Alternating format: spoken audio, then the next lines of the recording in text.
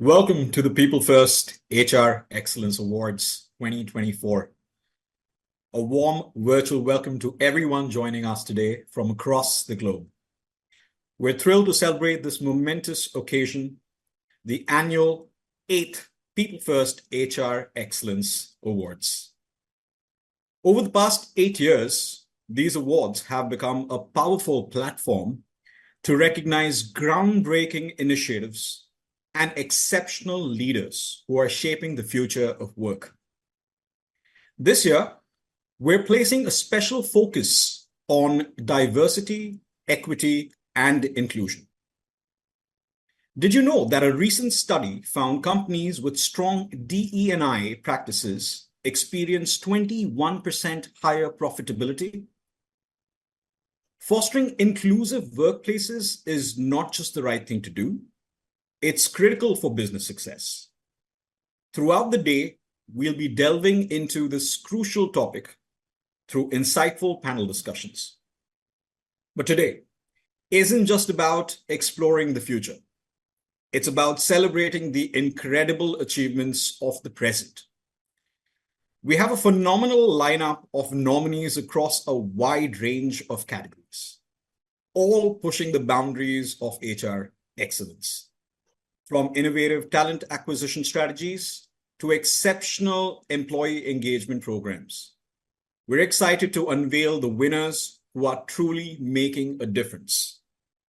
But before we begin, I'd like to extend a warm welcome to our esteemed Senior Director, Ms. Nilakshi Mukherjee, who will share a few opening remarks. Nilakshi, the floor is yours. Well, thank you, Andy, for that wonderful start and the tone setting for the awards this year. Appreciate The it. distinguished guests, esteemed colleagues, and visionary leaders of the HR landscape, a very good morning. It's my pleasure and honor to have you here today. Today we convene not just for an award ceremony, but for a pivotal moment in the evolution of the modern workplace. The PeopleFirst HR Excellence Awards 2024 marks a summit, a culmination of years of dedication to excellence, where we celebrate those who are not only shaping the future of HR, but forging a path towards a more inclusive and equitable tomorrow. But before we embark upon the journey, a very warm note of gratitude to each one of you for making it ever so special and being here today. This isn't just about ticking boxes. It's about fostering environments where everyone feels valued, empowered, and can reach their full potential. It's about recognizing the unique strengths each person brings to the table and leveraging them to create a truly thriving organization. 2024 has been a pivotal year for DE&I. We've seen a groundswell of action, a rising tide of awareness, and a collective commitment to building workplaces that reflect the rich tapestry of our society. The nominees we honor today are at the forefront of this movement in more ways than one. They are the architects of change, the champions of fairness, and the true embodiment of the PeopleFirst spirit. The PeopleFirst story extends far beyond this theme. Over the years, these awards have become a cherished tradition. We've witnessed countless journeys of excellence unfold year after year. We've had the privilege of interacting with and learning from some of the most respected and reputed stalwarts in the HR fraternity. Each ceremony has been a testament to the incredible network we've built, a network that transcends companies and competition. It's a network built on a shared purpose, on the collective desire to elevate the HR profession and empower our workforces. Today, we celebrate not just individual achievements, but the strength of this professional family we've all become. At PeopleFirst HR Excellence Awards, we take immense pride in hosting few of the best names in the industry. A big thank you to all of those who've shown trust in the process, which embodies transparency, accuracy, and a great attention to detail. Over the years, We've been a proud recipient of over 1,000 stories of impeccable HR journeys across the functions and organizations, which excites us even so more to deliver our promise. Needless to mention, all who take stage today are winners.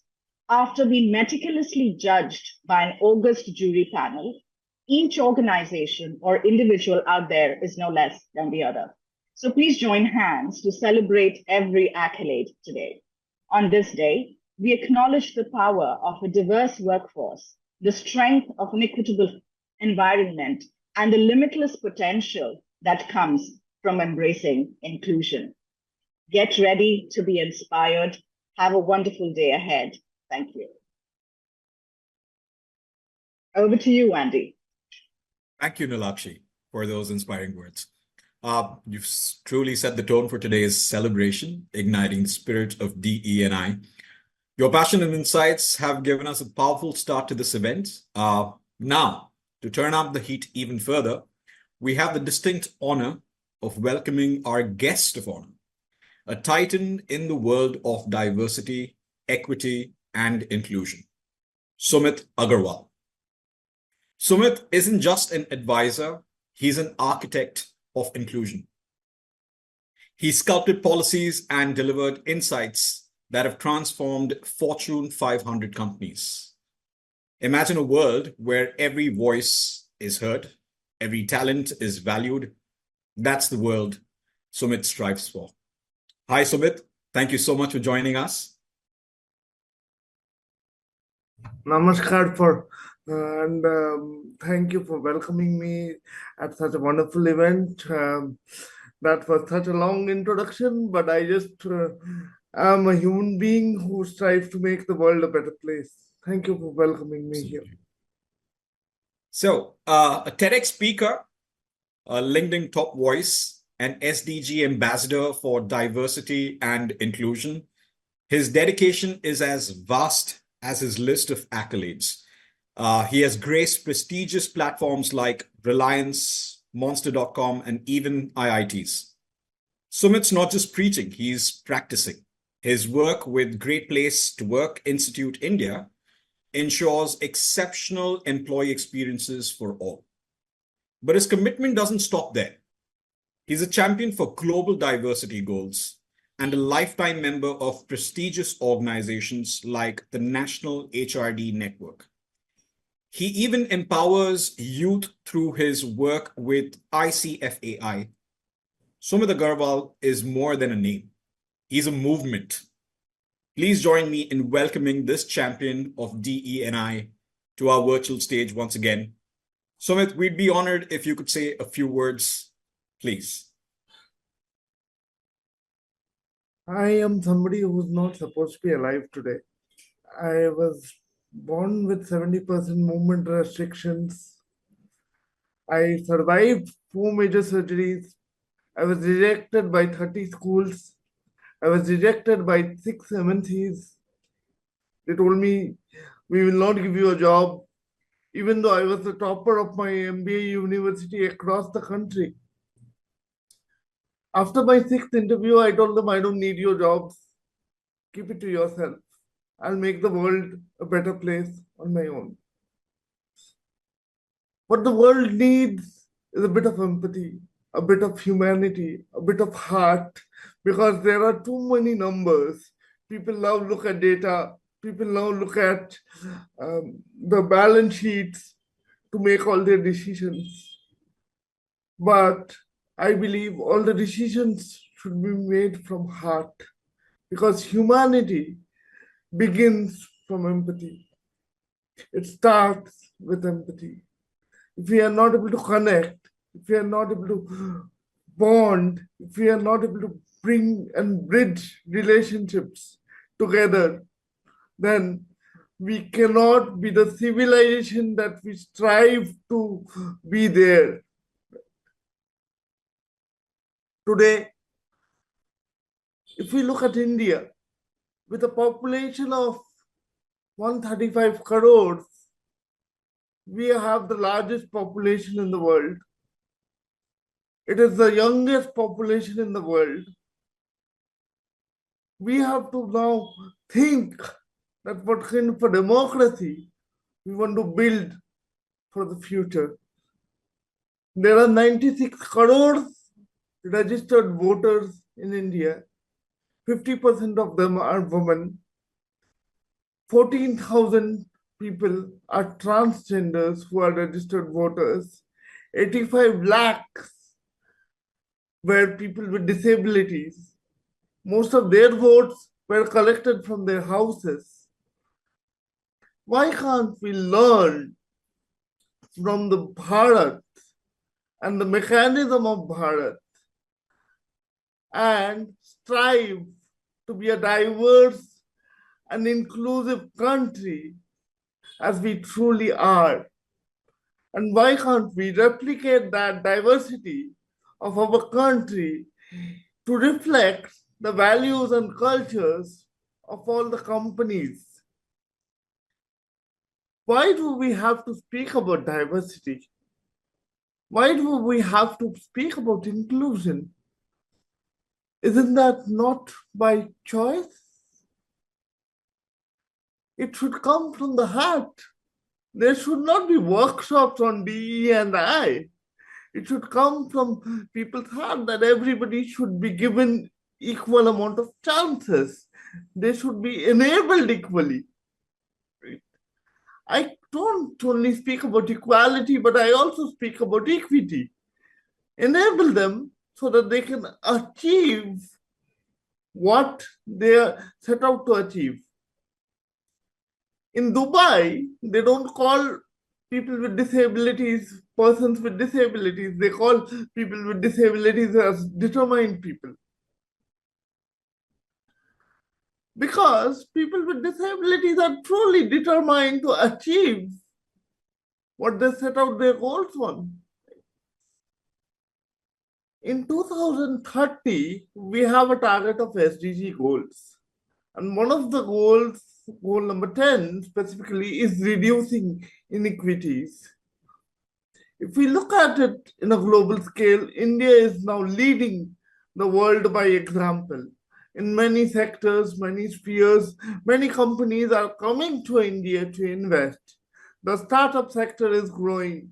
We have over 111 unicorns in the few last years. Companies are growing, the startup ecosystem is growing. Nvidia is investing in India heavily, and now it has also become the world's most valuable brand few days back. So it is truly the golden era of Bharat. But it truly lies with the companies to give space and make space for people who are different. Because differences are not only there to be accepted, but they are also there to be celebrated. You can't clap your hand with one finger like this. You need to have all the fingers in place so that you can make some noise and make some impact. I know people with disabilities who have become IAS officers. I know people who are transgenders who have become judges of the Supreme Court. I know women who are CEOs in Fortune 500 companies. So why do we have to keep talking about it? Why can't we just normalize it? If we normalize diversity, you will see a growth rate of 35% in your profit margins. Just imagine if everything was homogeneous in the workplace culture and everybody looked like you. You would be bored of talking to yourself every single day, right? So differences are what makes us human, what makes us unique. So when I talk about diversity, it's not about, oh my God, I have got a checklist. Let me tick all the boxes. And now we have 10% women in the company. Our goals are achieved. No, we don't do that. We make sure that there are ERGs in place. We don't go for women-only training leadership workshops because it's the men who need to be trained, and men need to see that there are already women in the company who deserve leadership positions. Also, we don't need to see people with disabilities as a charity case or CSR. Let him be there just to motivate other employees in the company. No, he is not just a motivational tool. He is somebody who brings value to your company. And if you're not able to see it that way, then I don't think you are ready to celebrate diversity. If I look at top Fortune 500 companies, they have a target of 10% diversity in their total workforce right now. And I think by 2030, India will have moved significantly ahead in diversity. But it is up to MSMEs, it is up to HR professionals for Bharat to realize that dream. You are not just a company, you are not just a HR network, you are not just helping employees at your respective companies, but you are helping the country as a whole. You are shaping India's future. You have to decide that we have the world's youngest population. What kind of example do we want to set for them? That India is a place where everybody is welcomed, or India is a place where we feel isolated. The moment where we include all cultures from all different ethnicities, irrespective of their background, India starts leading the world. I believe that is the Bharat we all achieve to see and we all are striving for. Jai Hind, Jai Bharat. Thank you. Thank you, Sumit, so much. That really sets the perspective. And those were some incredible stats that you gave us, an eye-opener. And as you rightly said, that we need to progress in the right direction. So your passion for DE&I is truly inspiring. Thank you once again. All right. We are now transitioning to our first panel discussion, and we have a distinguished panel ready to engage with us. The topic we are delving into is dismantling the unseen barrier, the challenges to implementing DEI programs. Now, this discussion will explore the intricate obstacles that organizations face in promoting diversity, equity, and inclusion, and the innovative solutions that can drive meaningful change. But before we dive into this invigorating discussion, allow me to introduce you to our remarkable panel. If we can have our panelists turn on their cameras.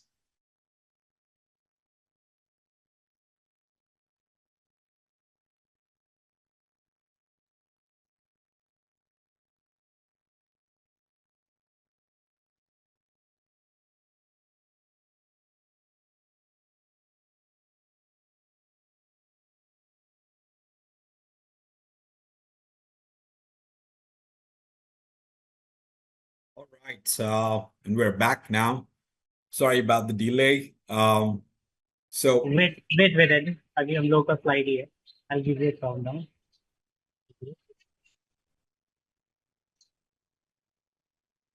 Okay, so you can start now. And we're back now with our first panel discussion. We finally have them here. If I could request our panel members to turn on their cameras, that would be great. Thank you. All right, so allow me to introduce you to our remarkable panel here. Our first panelist is Ms. Parvati Menon. She combines deep research on exponential leadership mindsets with practical experience in building ventures. As principal learning partner with Harvard Business Publishing, She designs customized leadership learning journeys. Parvati founded Innovation Alchemy Consulting and Fresh Harvest Private Limited, focusing on innovation and sustainable agriculture. She is a certified senior moderator for leadership learning, impacting leaders globally.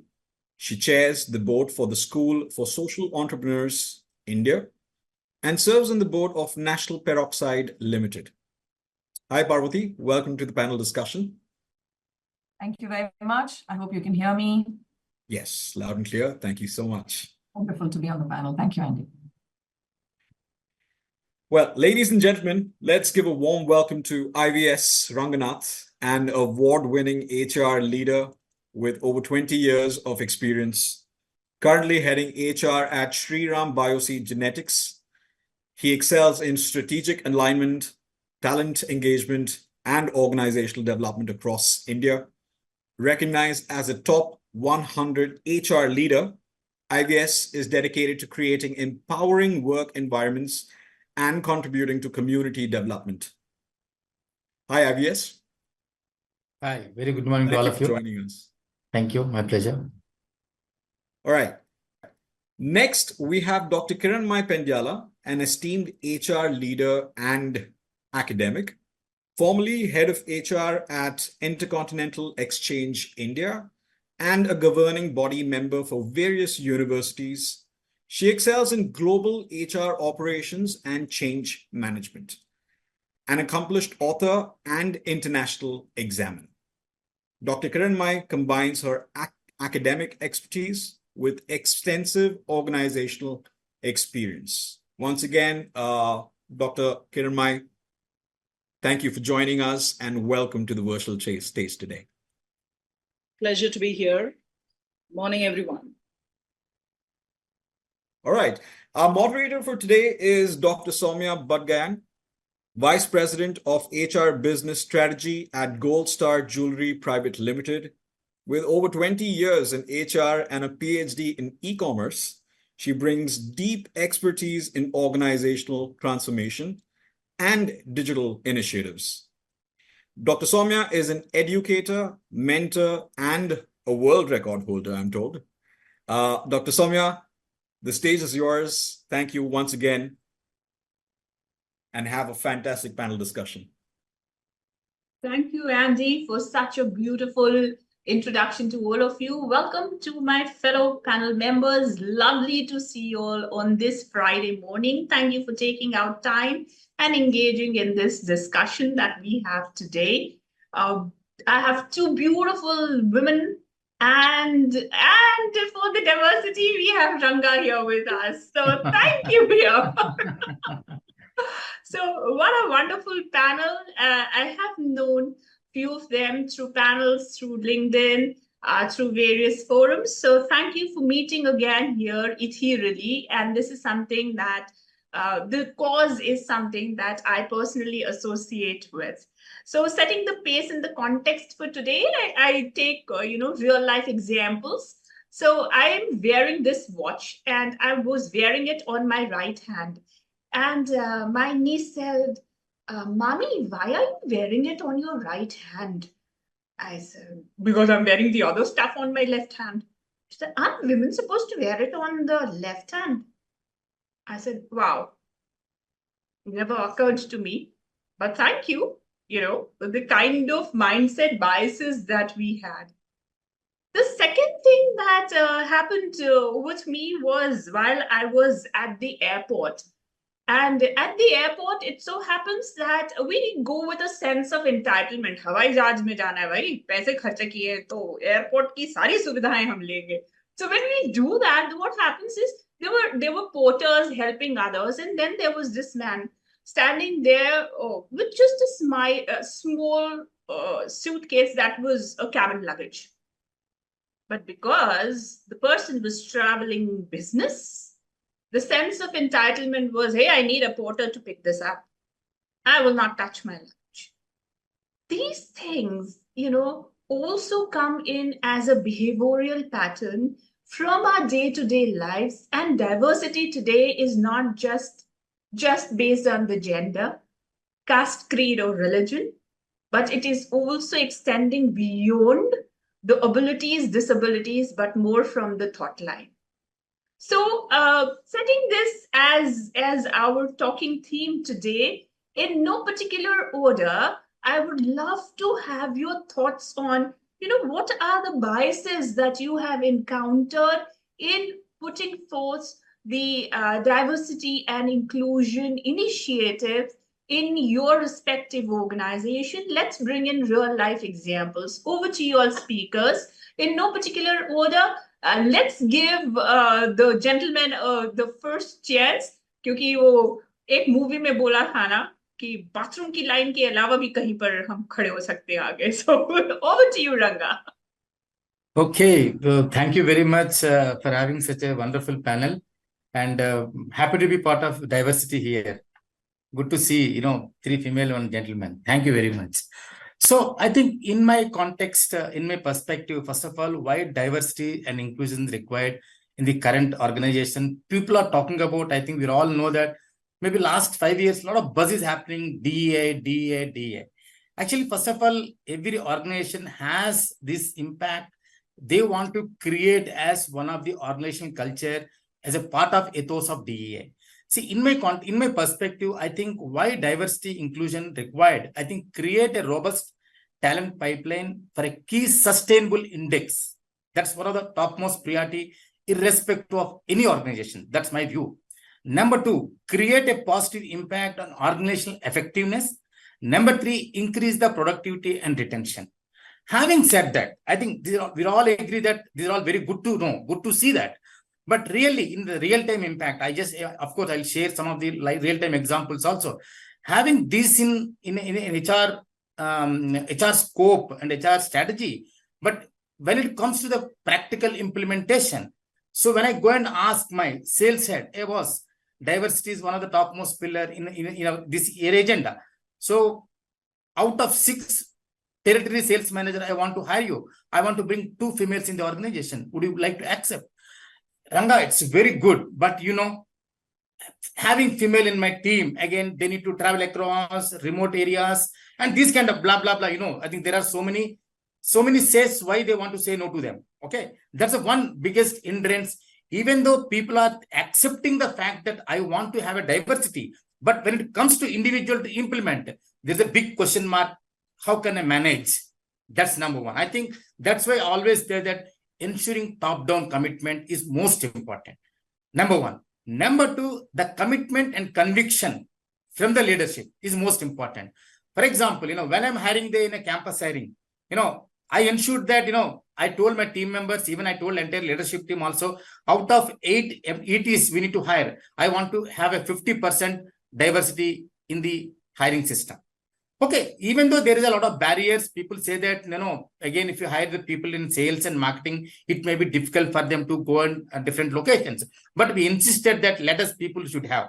Having said that, after putting those people into, having people into their female team members in the team, believe me, honestly, after 6 months, one of the journal business manager came back to me, sir, I think initially I have an apprehension about the female working in the field, but having 2 female members in my team, they're really fantastic. They're doing fantastic job. I think that's why I said the mindset. So people has to change the mindset. Let me accept the fact that I want to have a gender in my team. That's the number 1. Last but not least, I think, addressing the structural barriers. That's the reason, see, for example, there is a 10 positions I want to hire.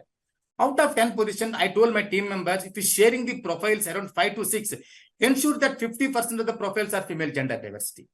So that at least you can't say no to, all females at a time, even though they're filling as per the job specifications kind of thing. I think, we have everyone wants to have a diversity, but when it comes to personal, people always have apprehensions. I think, this is my opening remark to, to make a statement now. Yeah. Absolutely agree, Ranga. In fact, I tell people, especially, B school graduates and others, that when you want to go for a job, stop thinking of yourself as a gender. Professionals and friendships don't have genders. You are a professional and so be it. So wonderful thoughts there, Ranga. I would want Parvati to take it forward if, if that's all right with you, Parvati.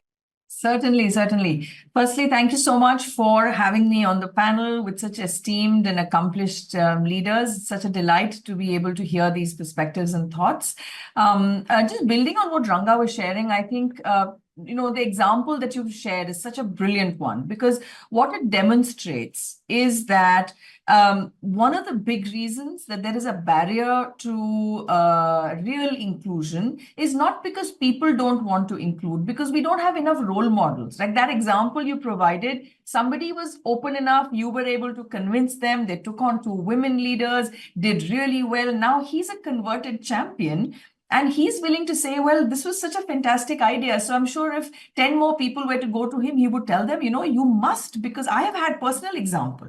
The moment we bring in a personal reference point of change, of inclusion having impacted you, those leaders who have opened themselves to it and have gone out of their way to try it and pilot it and experiment with it have become fantastic champions of it. So I feel the biggest barrier to this is not intent, it is awareness. It's the fact that we don't have enough role models of being able to do that. And I'm reminded of a fantastic book that was written by Harvard business professor Francis Fry and Anne Morris. And in this particular book, it's called Unleashed: The Unapologetic Leader's Guide to Empowering Everyone. It was a book on inclusion, right? And they were reviewing what is happening in the space of inclusion. As we all know, you've been talking about it right now as well. Women, just inclusion is not just women. It's not gender diversity, right? Even in women, there are so many challenges. Women, who are, like, for example, somebody was telling me about an example of somebody who said in an interview and said, so, are you married? Are you planning to have children? That question is very intrusive. I mean, they're not allowed to anymore in today's day and age ask that, because it reflects that you might think of that being a challenge. So we have diversity just from a gender perspective. But at the other spectrum, we have also neurodivergent challenges where we have a lot of men and women on a spectrum of autism where the neurodivergence is very, very far on the... So it's not like they are autistic people, but they are people with ADHD, for example. Even ADHD, the ability of a team member to concentrate on a task for long periods of time and if it's not there, is a little bit of a challenge for a team. For a leader who's not open to that and empathetic, he will say the person is not being able to concentrate and get things done. But the fact is that that person has ADHD and it is on the spectrum of a diversity challenge, right?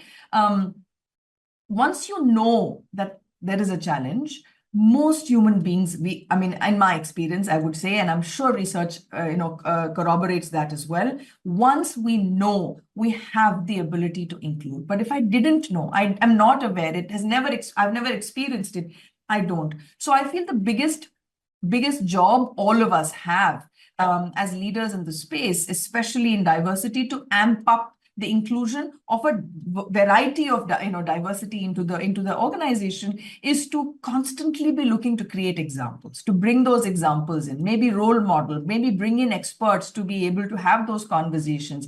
Just listening to Sumit just now in the inaugural speech, I was thinking to myself how much he would have encountered as someone with such a lot of capability, but working in a world which sort of they had not experienced that before.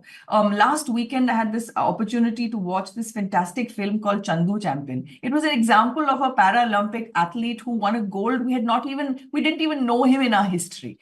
Or the weekend before that, I saw Shrikant, a visually impaired leader who built such a fantastic business. So as we see in the ecosystem, the awareness levels are going up, the ability to be able to appreciate is going up. And I feel that's the key. The more all of us are aware, the more all of us are talking about it and willing to agree that there is great value in it, the more we can start harnessing it. And I'll just close with one final point, my opening remarks, which is that And I want to go back to Sumit's point earlier. There is value, there is business value in diversity. Diversity brings in more innovation, more creativity, more empathy into the team the moment you have a team member who needs more support inside the organization. And all of that is good for business because it directly leads to the organization's ability to have business performance. And there is enough research to prove that. Absolutely. Wonderful points there by Ranga and Parvati. Ranga bringing in the organizational culture and Parvati, putting in specific points as to, setting role models, leading by examples, and how you can bring in that culture. And that's so relevant because when I wanted to include diversity in gems and jewelry, as was the first company, and and we come from a very traditional mindset. So the leadership buy-in was something that ye kaise hoga, wherein 80% of my workforce is are the blue collar bench workers, and then they have their own language and lingos and the perspective at which they look at the Kinners and the others and they have their own intonation. So, but when we sensitize the entire organization towards it, the culture was so embracing to everyone that rather than being embarrassment, it became an all-inclusive culture. And that's where I think we earned the brownie points. Another third perspective I would really love to hear from Kiran Mai. What are your thoughts on this as an opening remark? Thank you so much. Thank you, Ranga and Parvati. It's fascinating to hear, your inputs and insights. But Soumya, I also want to point out, I always wear my watch on my right hand.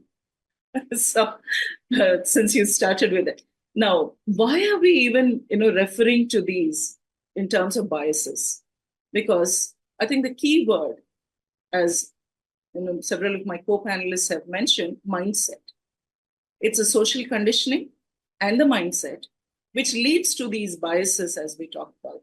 Be it against women or for women, or be it about physically challenged individuals and so on and so forth.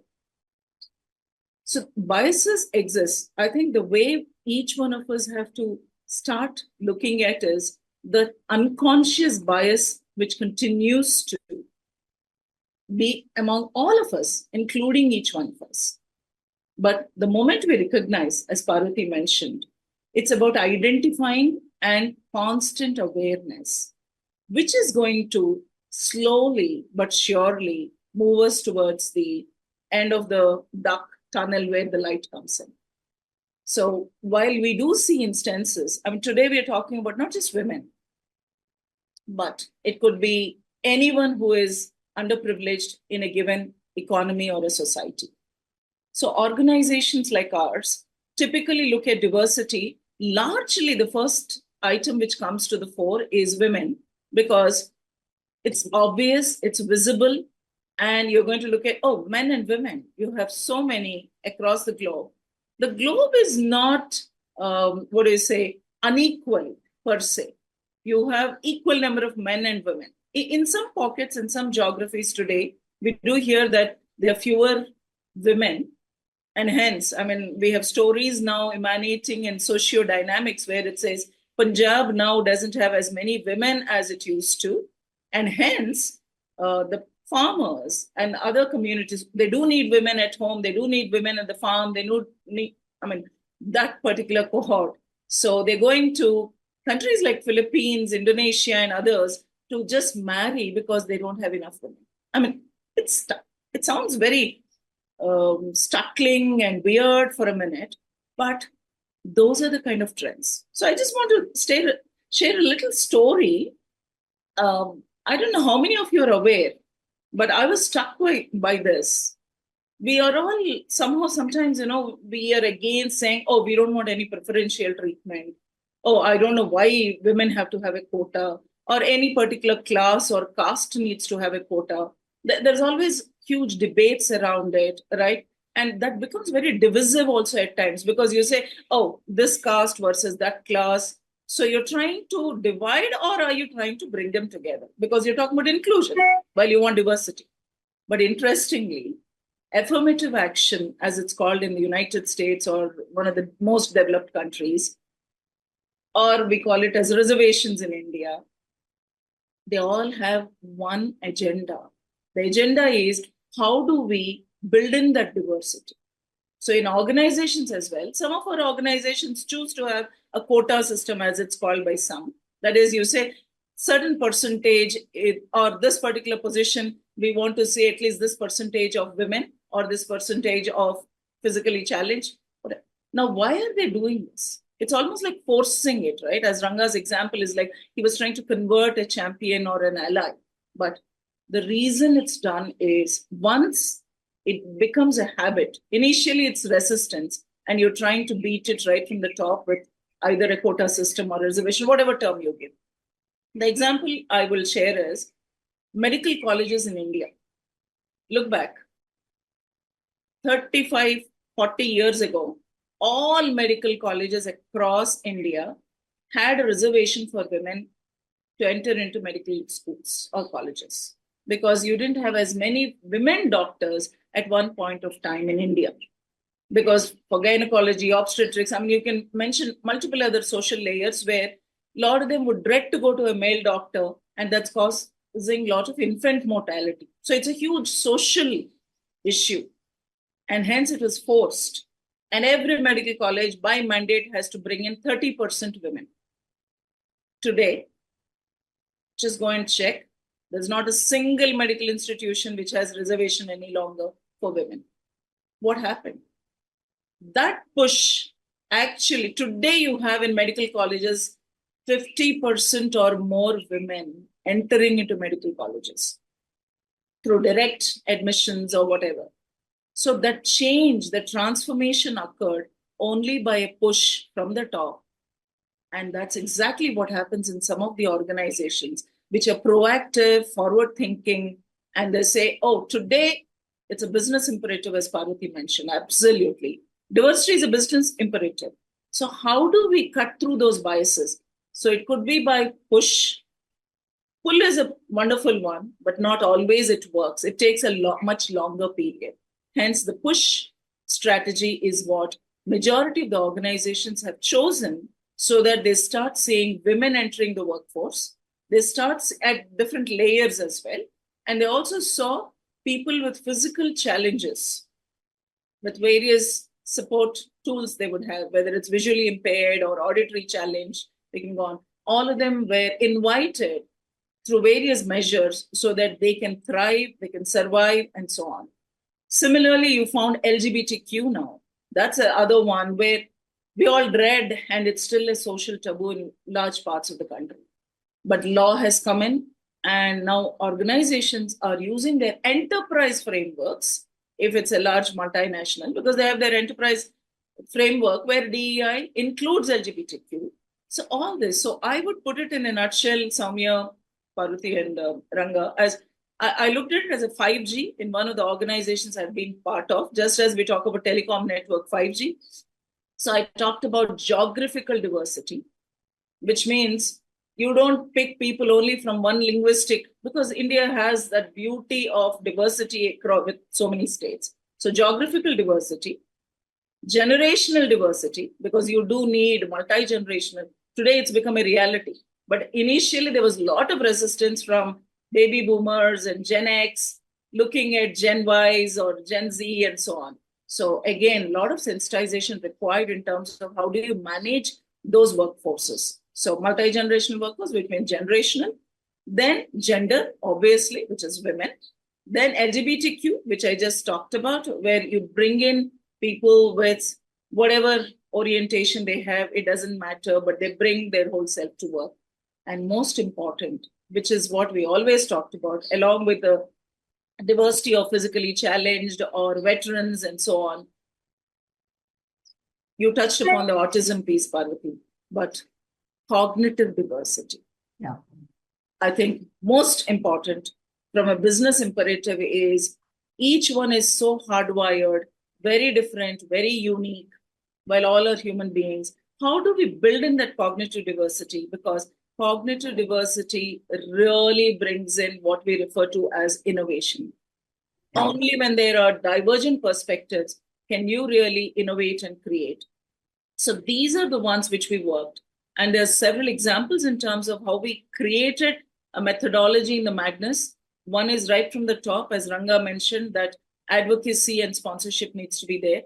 And then through the rank and file, the sensitization across the organization to embrace and include, because you can bring them in, but if there is toxic environment or they're not supportive, it's going to fail. So all these interventions have been created in a very strategic, from a talent strategy point of view. And then we've seen and we've measured it. So I will be able to share about it more later, but very happy to. Thank you very much for those wonderful thoughts. Now, being the devil's advocate, which I love doing, right? So when we talk about diversity and embracing, we all are very welcoming to the same. But then we also would want to also be, as women, would love to be celebrated as someone.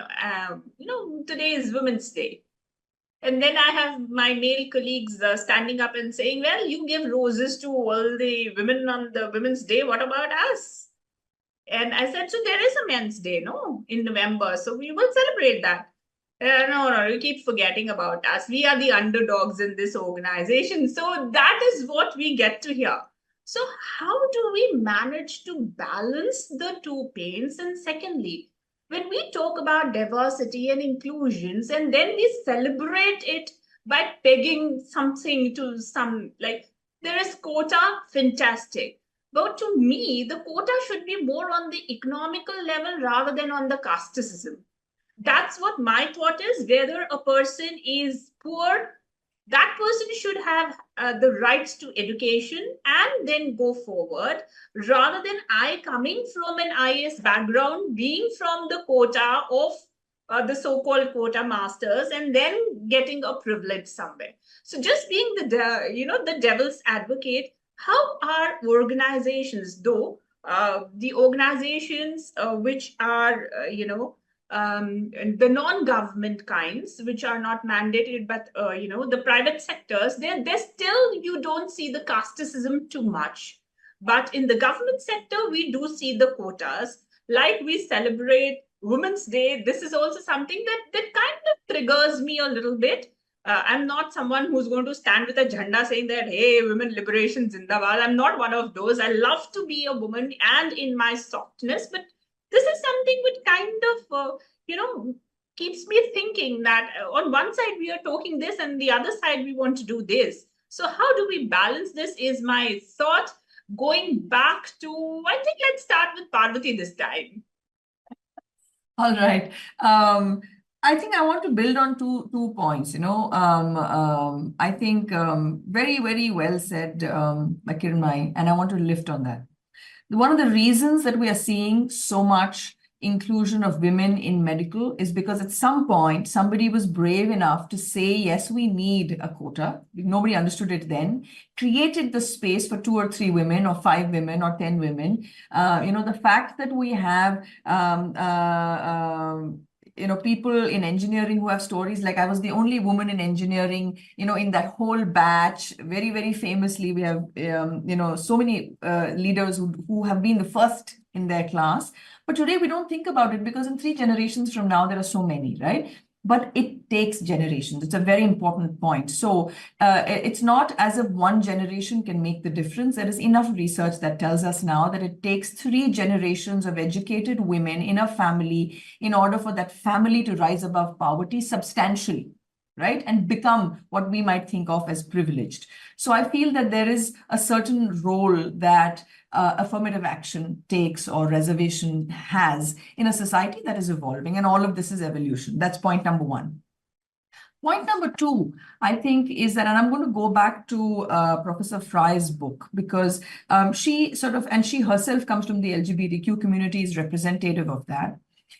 We have, from a Harvard Business Publishing standpoint, we are invited very often to develop very custom programs for women leadership, right? Whether it is in the world's largest e-commerce company, or whether it is in one of the world's largest manufacturing companies in automobiles, the question on women diversity has become established. Everybody wants a women high potential program because they want, it's not because they're just doing a calendar activity. I have to say, with the intent of the kind of wonderful people I'm working with in the L&D community, they're doing it because they know that if they do this a few times, the space will get created and enough women will take up representation.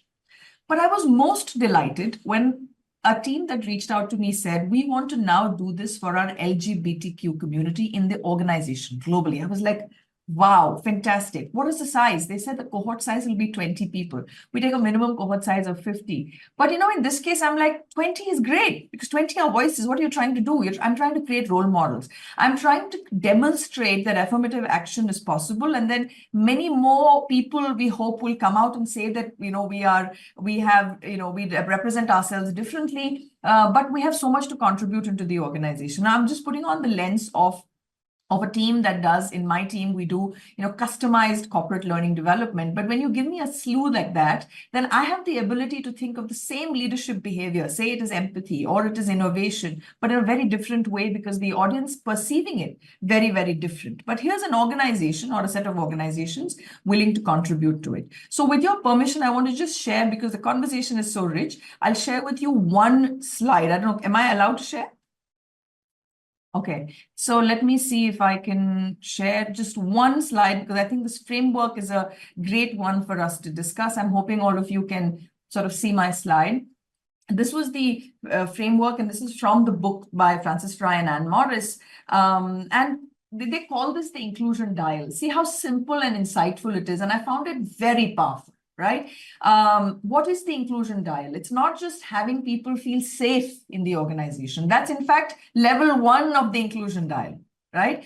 Having people feel welcome is the second one. You talked about so well, Soumya, you talked about celebrated. That's in fact on the dial, right? But it's not just it's a Women's Day, let me celebrate the women. No, celebrated employees feel like they have a right to win on that team, right? Because of who, not because of, how they define themselves or whatever, but because their mind and their ability has the capability to help the team really deliver. And they're rewarded for continuing, contributing unique perspectives, contributing to the business, right? You feel celebrated. And the final point in this inclusion dial is to feel cherished. And that's when inside an organization, if an organization has to give itself an assessment, all the leaders do a self-assessment and say, on the spectrum from safe to cherished, where are we in the organization? Where are we on every single team? Every team leader has the ability to measure it. There is a movement to be done. And for the leaders, that's the movement, right? Okay, I feel like we've reached welcome. We need to go from welcome to celebrated. What will it take? 3 things that I will do differently.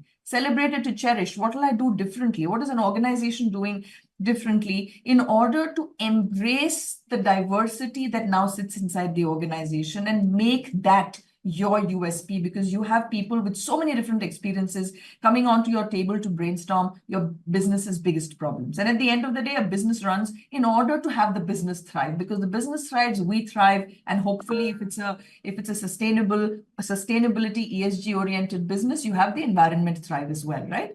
And so this dial is very important. And I feel that when we have the deeper conversations around what do we need to do, I think it comes down to being able to recognize that there is a movement on the continuum, and each of us is at a different point, and we need to trigger enough thinking inside the organization, enough activity, enough conversation, enough discussions to be able to say, assess where we are and make that movement happen. So that's, I feel, really the route that is really valuable. And we are seeing organizations that are, for example, let's take the Indian environment. Lots of conglomerates are now, seriously professionalizing their business, right? They recognize the power of it. Everybody's talking about it, but they may still early in the spectrum, because they're saying we're only now as a manufacturing organization really starting to say, I have 15% women, I want to get to 45.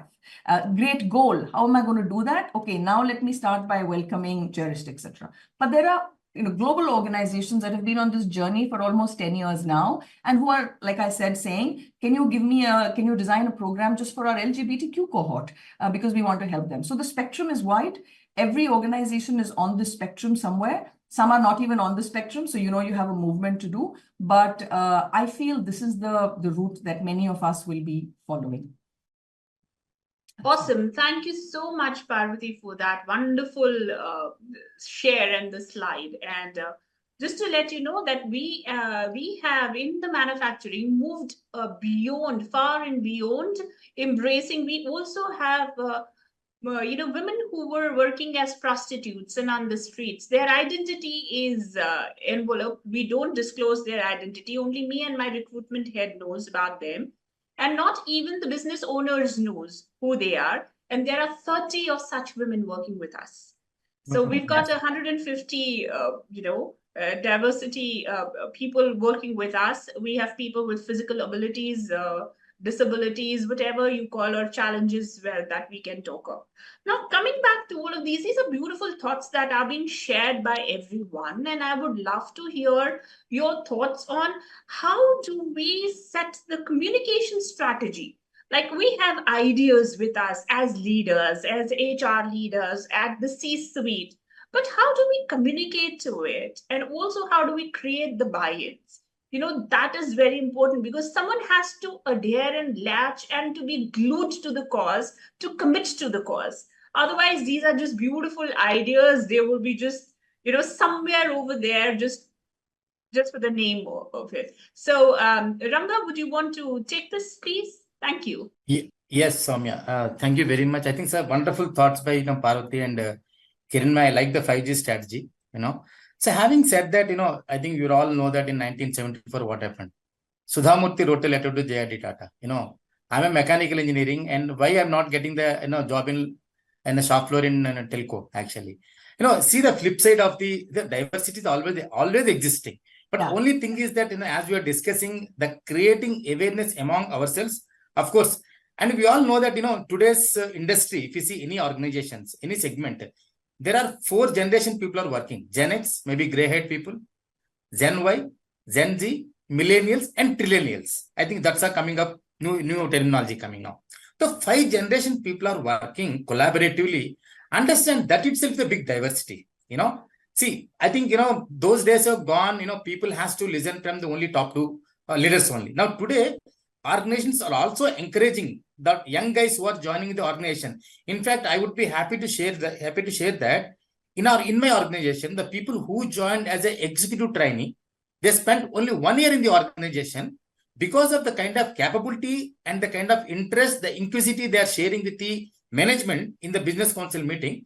We invited the 2 gentlemen to be part of the annual business plan meeting with the MDs. Meeting MD, I'm talking about the DCM Shriram promoters, like Ajit Shriram, Vikram Shriram, and Ajay Shriram. Meeting those people for these guys very difficult. But we invited those people to be part of the business plan discussion. That itself shows that how organizations are encouraging the capability or diversity. You can say that. See, meeting those people is a big problem, big challenge for them. Number 1. Number 2, I think we have come up with one strategy. Importantly, first of all, we need to have a key stakeholders. So who are my key stakeholders? One is the senior leaders, of course, HR leaders, diversity council. Every function should have, every business unit should have a diversity council, and also managers and employees. I think these are the 4 categories of the people has to come with the framework and the DEA initiatives. I'm happy to share that we have come up with one strategy called 4R strategy. What are the 4R strategy? The recruitment, retention, rising, reinforcing. So everyone has to work on these 4 initiatives while coming to the hiring. Tell me how many people are gender diversity are bringing in. Not only gender diversity, as you rightly, one of the geographical challenges. Even in fact, I used to tell my team also, hey, boss, don't get into only Saudi people. So get the people of North, West, East. I don't want to create a lingo. People are discussing only lingo kind of thing. So let us see. It's very good, as you rightly said, Soumya, good to have a good thoughts, but how to implement from the execution level, which is the most important. See, again, I as a leader, should not stop with me. I need to cascade the same thing to the people who was working in the executive level. So what is for them DEA? So they need to bring in different aspect too. So that's why I could able to bring in that element. And this 4R strategy really working, and what we are doing specifically, enhance the proportion of the female employees by introducing CFT, cross-functional teams. So instead of only supporting in sales and marketing, we want to bring in the cross-functional teams also, and diversify the selection of the campus sites. Instead of hiring 10 people budget you have, get 5 people at least should female employees, 40% of the people. And reference scheme. This is one of the things I think we all know, that employee referral scheme. But we specifically mentioned people who refer female candidates. I want to give a bonus to you, a referral bonus to you. So it excites the male candidates also. So that's what I'm trying to say. You have to bring in I'm getting goosebumps actually. You have to create the awareness and need to be part of the, the DEI initiative. So how I impact? See, for me, DEI is an organization or a big organization, big strategy is okay. But I as an individual employee, how do I contribute? How do I contribute? If I refer 2 female employees, I'm contributing to my DEI strategy. Okay. Number 4 is that promoting women employees, into people managers. It's very easy to hire people at the front line, second line. But tell me, how do you ensure that moving these people from mid-level to the, senior leadership or leadership level? So I want to create a platform where I need to mentor these people. I need to create a career progression people separately, very customized program, not a generic program kind of thing. So people, women employees should feel that yes, there is a career program for me. There's a ladder for me to grow forward, move forward. I think that's one more thing. And getting stories from the female employees about their work experience. I think let us see the testimony of the people. I'm working with the organization for more than 10 years. I worked in different organizations. Today I'm leading this role. I think this is the way. See, one thing, we are creating a lot of awareness among the front line, second line, third line people. So how they're contributing. If I'm sharing the stories on social media, on with employees also, they also feel that they also will be inspired. Oh, let me also share my story. Believe me, when I started this storytelling to the, last 6 months, now female employees are coming, sir, when are you going to publish my story? See, and other functions also asking, Ranga, I have 2 female members. They also want to share their stories. See, that is where you're making every employee to part of this DEA bigger initiative of the organization. So that's why, last but not least, that's why we're calling as the entire initiative as WIDE, WIDE. We are inclusive, diverse, and equitable. That's what I can say. Beautiful thoughts, Ranga. And it's so good when you get goosebumps for the cause that you believe in, you being genuine and honest, and you really are feeling for the cause. So our hearts and hugs to you for doing it so wonderfully well. Kudos to you. So going back to Kiranmai on this, that it is beautifully articulated by Parvati and Ranga about, how to bring in this culture and the dial. Beautiful wordings. Now, how do we include accountability? What happened, I'll tell you, is that people usually in the sales, sales manager, I think Ranga or Parvati, someone pointed that out, say that we don't want females in the sales force. So I asked, why? What's the problem? अरे madam बहुत रोती हैं, targets नहीं कर पाती, फिर रोने लगती है. So I'm like, अरे so what? नहीं भाई मेरे को रोने वाला नहीं चाहिए, मैं तो काम कराने वाला हूँ. So I said, you want to be a hard task master, but you can still, women can as well equally do it. So in that context, I shared a beautiful excerpt from the interview of Indra Nui ji. And she mentioned there, मैं रोती हूँ. जब मुझे रोना होता है, I would ask my secretary to close the door and I would cry and I would tell her, don't allow anyone to enter for 15 minutes. And that made me think, we all are human beings without our designations, and that need to be celebrated more than anything else. So, Parvati, so Kiranmai, your thoughts on that, that how do we bring in this culture of accountability, yet, embracing the very beautiful factor of empathy, when we talk about D&I culture. So your thoughts on it. Thank you. Thank you. So what you touched upon is vulnerability. And we talk about authentic leaders are always unhesitant to show their vulnerabilities. So now talking about that, what gets measured is what gets done. All of us know. That's a simplistic nuance. So if we want to embrace DEI, all these need not be only on posters or on certain days we celebrate and we say, oh, we also have diversity. That's not the tokenism we want to really touch upon. So if we want to go beyond window dressing, beyond tokenism, I think what organizations have been striving and working, there's some wonderful examples shared by both Parvati and Ranga. What we have done, I'll share two examples. In one example, I'll touch upon the sales piece. This is a multinational Fortune 100 company I was working for. And one of the areas where we thought diversity is totally lacking was Salesforce. So women were non-existent. And that's when we designed a program where it was right from the top, and we made one of the executive leaders as a sponsor. And we created awareness across the organization saying this is the gap and this is a felt need. We talked about business statistics. We published that internally, talked about which regions where we do not have, and so on. And then we created what we refer to as a mentorship. We brought in cross-functional leaders, senior leaders to mentor and buddy with young women who entered the workforce to join the sales team. And the rewarding results, I think once we started publishing those, that itself was a huge trigger for others to embrace and champion and say, we want women, we will embrace. So it just turned on its head. And within 5 years, a region like Europe also didn't have women, by the way, because it was hard technology product selling and they were not willing to travel across Europe. Yeah. And that's what we brought in, and it changed. So that's one story where with data and with measurement and with very clear strategy, we were able to move from 0 to 15% of women in leadership positions in sales. And now the other one which I'm going to share is we created allyship and championship as a strategy.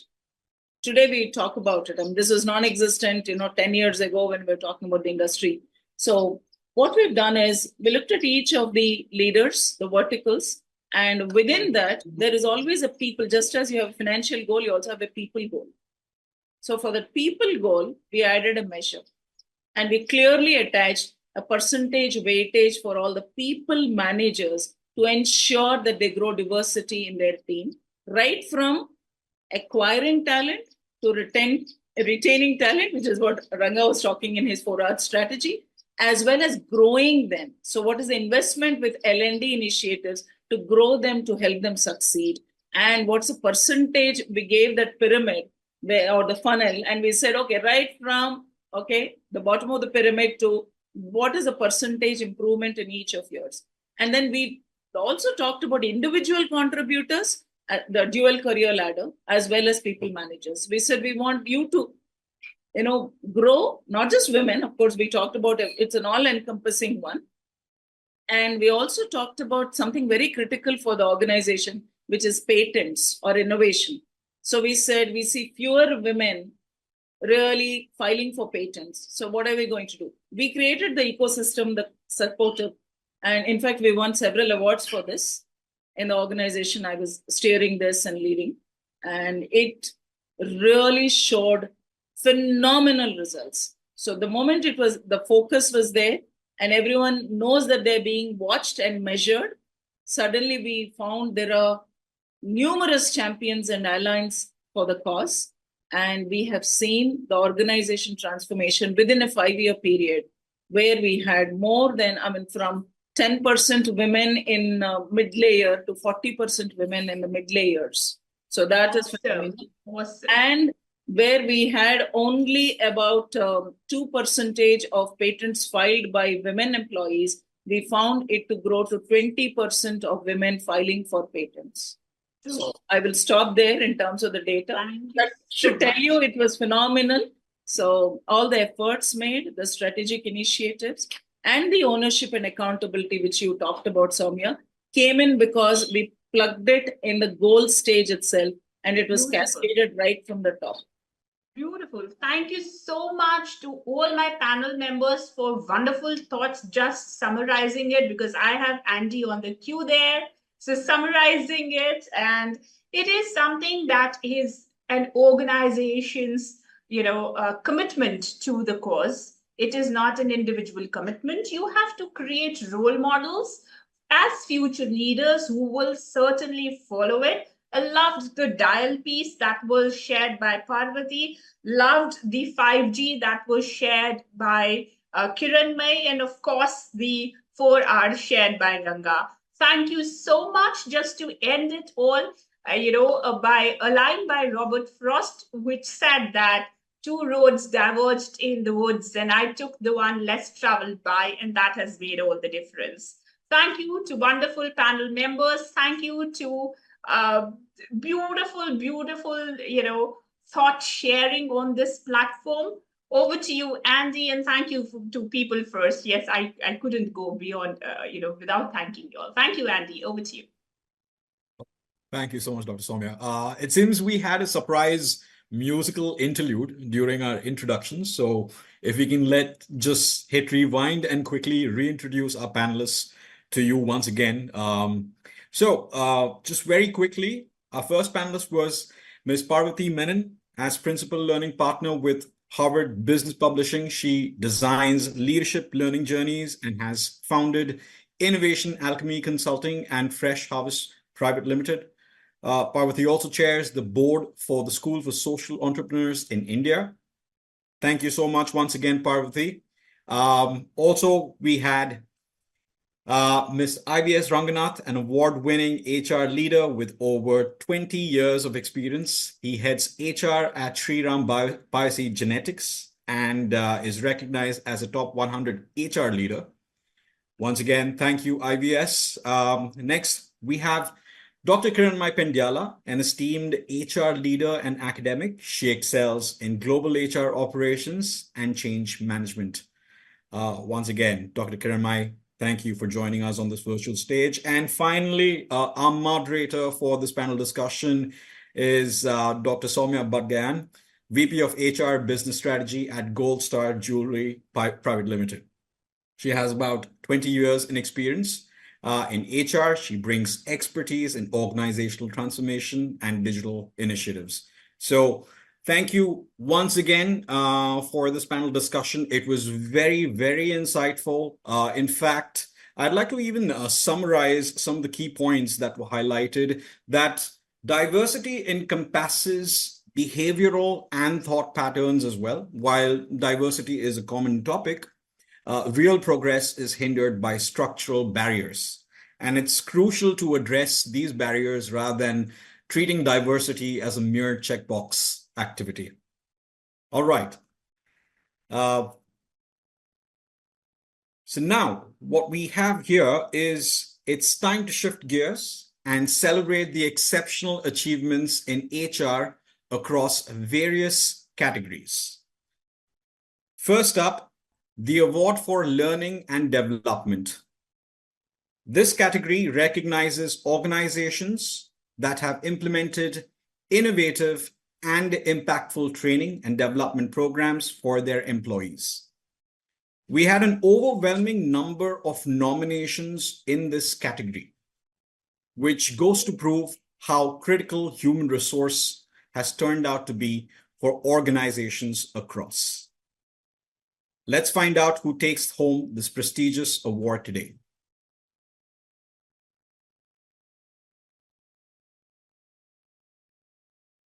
The first award of the day for leading practices in learning and development goes to Infosys BPM Limited.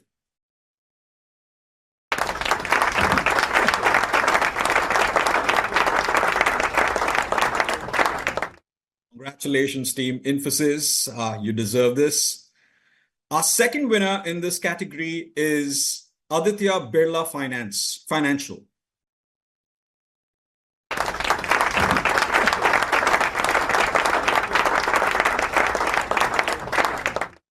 Congratulations, team Aditya Birla.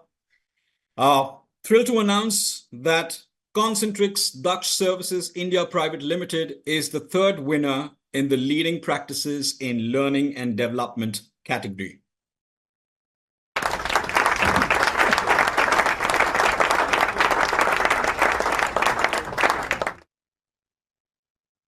It is my pleasure to announce that the next esteemed winner is Bain Capability Center India Private Limited.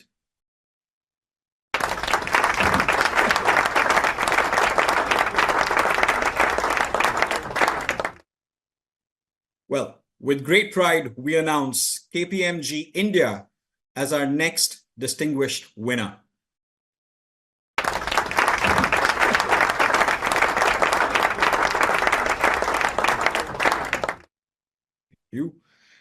Sterlite Copper Vedanta Limited takes the spotlight as our next outstanding winner.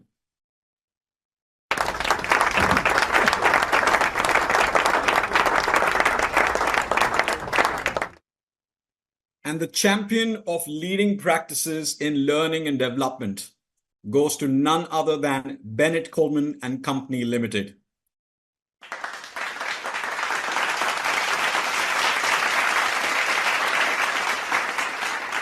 Congratulations to you all. All right. Now, next, let's move on to the award for diversity and inclusion initiatives. This category honors organizations that have championed inclusivity and created a diverse and equitable work environment. Who will be crowned the champion of DE&I this year? Let's find out. Well, the winner of leading practices in diversity and inclusion initiatives for this year goes to Runaya.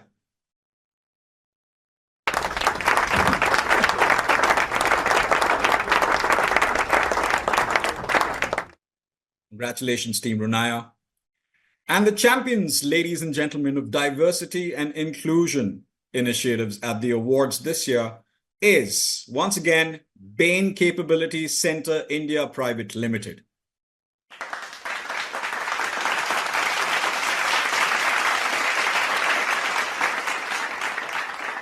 That was a thunderous round of applause. Well, employee relations and industrial relations next. This award acknowledges organizations that have demonstrated exceptional skill in managing employee relations, fostering positive workplace dynamics, and navigating industrial relations challenges. The award for the winners of the leading practices in employee relations goes to JK Fenner India Limited,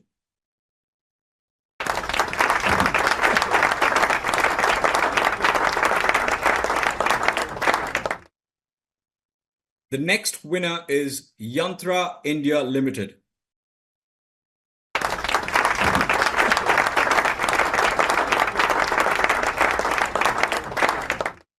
Congratulations to the team at Yantra.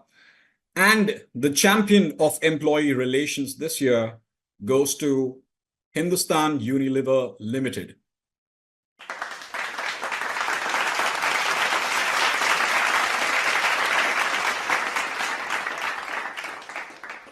All right, moving on, we have the HR Business Partnership next. Well, not all heroes wear capes. Some wear HR badges. And this award celebrates the HR team that has established a strategic partnership with the business, effectively turning HR into a powerful force for achieving company goals. And the standout champion of the leading practices in HR Business Partnership goes to AU Small Finance Bank.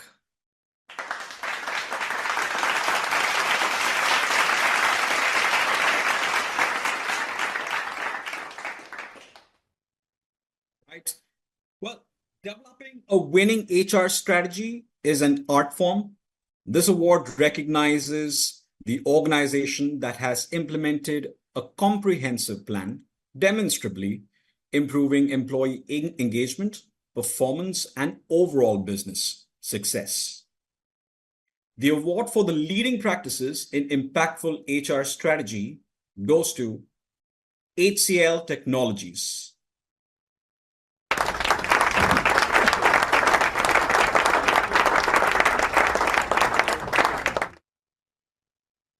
The next winner in this category is Fulcrum Digital Private Limited.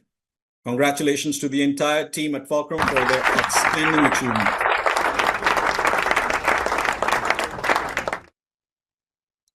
And this year's champion of impactful HR strategy is, again, Yantra India Limited.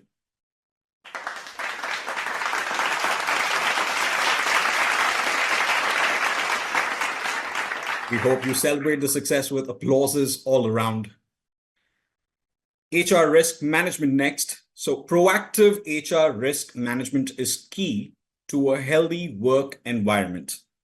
This award honors the organization that has implemented robust practices, mitigating potential risks, and ensuring a safe and compliant workplace. We have a champion for the leading practices in HR risk management, and it is none other than Tech Mahindra Limited.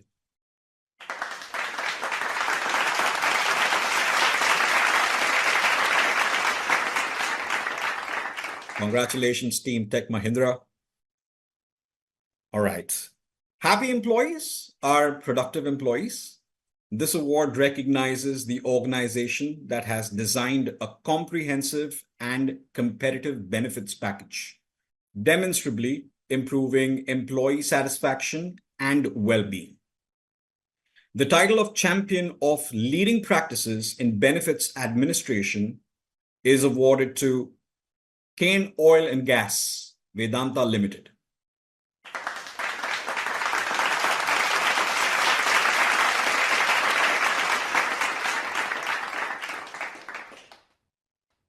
Wow, what an incredible start. Massive congratulations to all of our winners across these categories. Your innovative approaches, outstanding efforts, and strategic initiatives are truly shaping the future of HR. We're so grateful for your contributions to the field. Ladies and gentlemen, we'll take a short 5-minute break here before we get onto our next panel discussion. We will see you straight in 5 minutes. Thank you.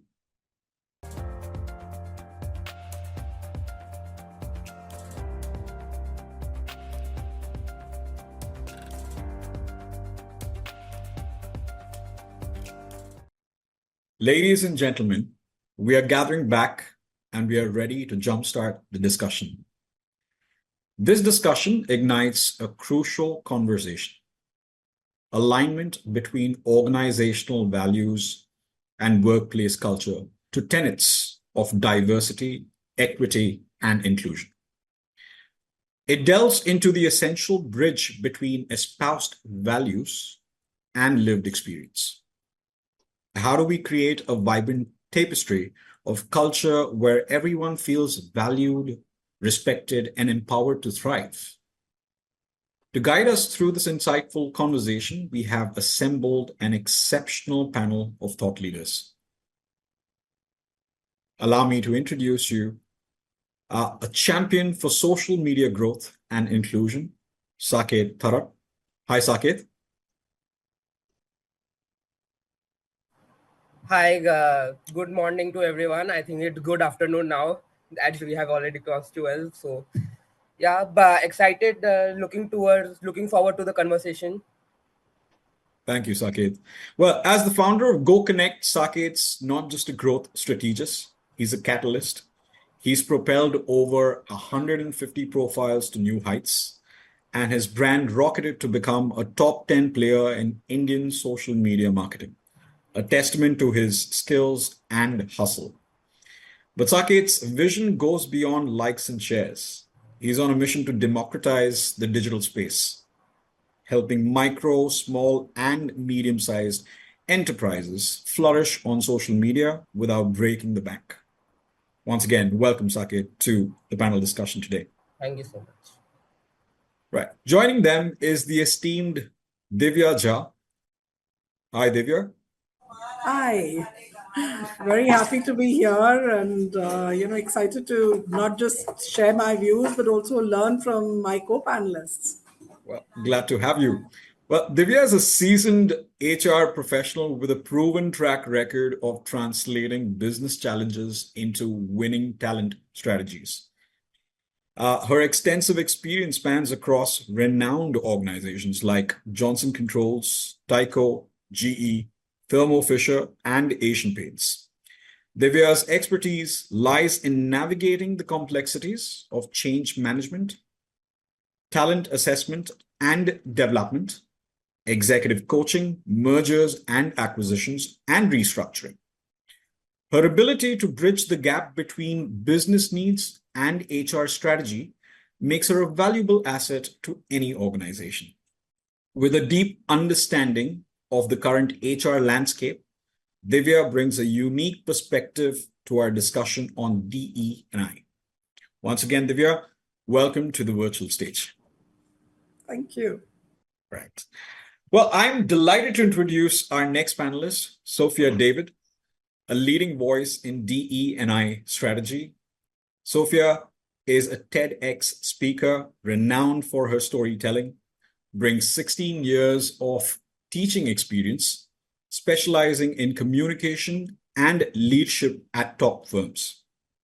She holds degrees in mathematics, English, and psychology, is certified by the University of Cambridge, and is a British Council accredited facilitator.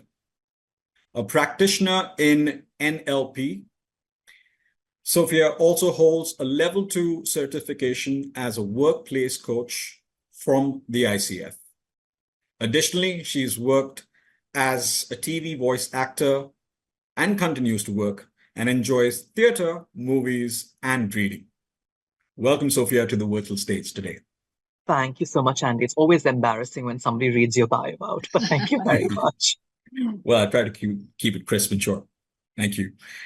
And guiding us through this insightful conversation, we're honored to have Ms. Nilakshi Mukherjee, a familiar face to many of you in the PeopleFirst audience. Her esteemed position. Hi, Nilakshi. Hey, Andy. Keep it short for me, please. I'm equally embarrassed now, especially because I'm so humbled by the august audience that I'm sitting with. True. Well, her esteemed position as Senior Director at the Next Milestone Technologies speaks volumes about her vast experience and expertise, highly regarded within our community. Once again, I would like to welcome all of you to this panel discussion. Together, this illustrious panel possesses a collective wisdom that will undoubtedly illuminate the path toward a more inclusive future. With that, we can get this stimulating conversation going. Over to you. Thank you, Andy. Thank you for those wonderful introductions. And as I mentioned already, I feel quite humbled in the presence of this august audience. And I will try to keep it as relevant and as thought-provoking as possible, so that the audience and us ourselves, as Divya was mentioning, can garner maximum out of the discussion the next 40-45 minutes. Too short, too little, but nevertheless, that's what we have. We've been having an interesting conversation in the morning, and while we were preparing for the HR Awards this year, we have been having multiple discussions around DEIB and the practices that go across globally, et cetera, and which is where we thought it's important to talk about how organizational value alignments are really on the way of garnering DEI as an initiative, as a practice. But I'd like to start with a small story. Love storytelling as HR professionals, but this one was heart-wrenching. Having said so, thought-provoking as well. Heart-wrenching from the nature of the story. All of us heard of George Floyd, who kind of sort of got brutally murdered on the cities of one of the well-known nations. I wouldn't go too much into names, but yeah, George Floyd is a name. Having said so, this conversation is not about George Floyd. This conversation is about the bandwagon a lot of huge corporates jumped on to promote DEI. Now, the story is really about one of such corporates, again, without taking names. So this is one of the major top OTT players that we have, and they jumped onto the bandwagon of making very, very lofty DEI commitments, right? So about last year, I would think around the beginning of 23 or the end of 22, they claimed they were committing about $100 million over the next 5 years to organizations that help underrepresented communities find jobs in TVs and films, in addition to working with more filmmakers who are women and people of color. Fantastic. Fast forward to April this year. And amid the announcement of a massive loss in profits and subscribers, and we're not even getting into why, it is about the what, which happened. As well as a sizable stock decline, this particular giant laid off 150 workers and let go of dozens of contractors, many of whom, now this is where it is important for us to note, many of whom were people of color and member of the underrepresented groups. Several of these employees, anonymously of course, have spoken to various news outlets, media outlets, etc., where they believe, and this is heart-wrenching about the story, where they believe that they were considered expendable diversity hires, ladies and gentlemen, brought on to make the company look good, but ultimately, when the company ran into rough times, they were the first ones to be let go. Now, this is the story. This is the story about a particularly large, established organization wanting to do good. Having said so, personally, I feel there was a huge disconnect between where the organizational value stood versus where the initiative stood versus where the conversations were happening, the crucial conversations between stakeholders, leadership, employees at large. So there was a huge disconnect in this entire structure. Did they mean bad? No, they did not. Did they execute bad? Yes, they did. What led to the execution failing is what we really want to talk about. So given this perspective, and I know I've started on a negative connotation, but the esteemed panelists here is who I would want to look forward to for some positive iteration of what we're really talking about. So I would go around the table and ask you for your first thoughts on how you think maybe your organization or other organizations across the globe that you have been following, how are they distinctly aligning organizational values to DEI initiatives? And if you could share an example, a story, that would be wonderful. So moving to Divya, why don't you throw some light? Thanks so much, Nilakshi. That was an educational story, I think, because you're right. If you kind of, I think, start off with too much of, I think the point in that story is take on goals that you can achieve, right? And the corollary for that, I think, as an organization leader, is build in metrics which will then measure those clear goals that you set for yourself. So, setting a large strategic vision is important and has to be done, but follow that through with, very clear, small, I would say, micro goals, right? So, just to talk a little bit about Johnson Controls, obviously globally we're a 30 billion organization. We're also 150 years old. So anything we do is, I will say, it will be well entrenched in the organization, and we would have very strong processes, metrics that would then back that up. So when you look at diversity, really, there are multiple pieces to it, and I could spend the day talking about each of those. But if I can just try to keep it a little succinct. So there are multiple aspects, right? So one is, how do you drive a culture of diversity, right? How do you basically make your organization more inclusive? And that's a tough one. That's talking about culture, it's talking about experience, it's talking about how people think, what are their well-entrenched beliefs, some of it subconscious.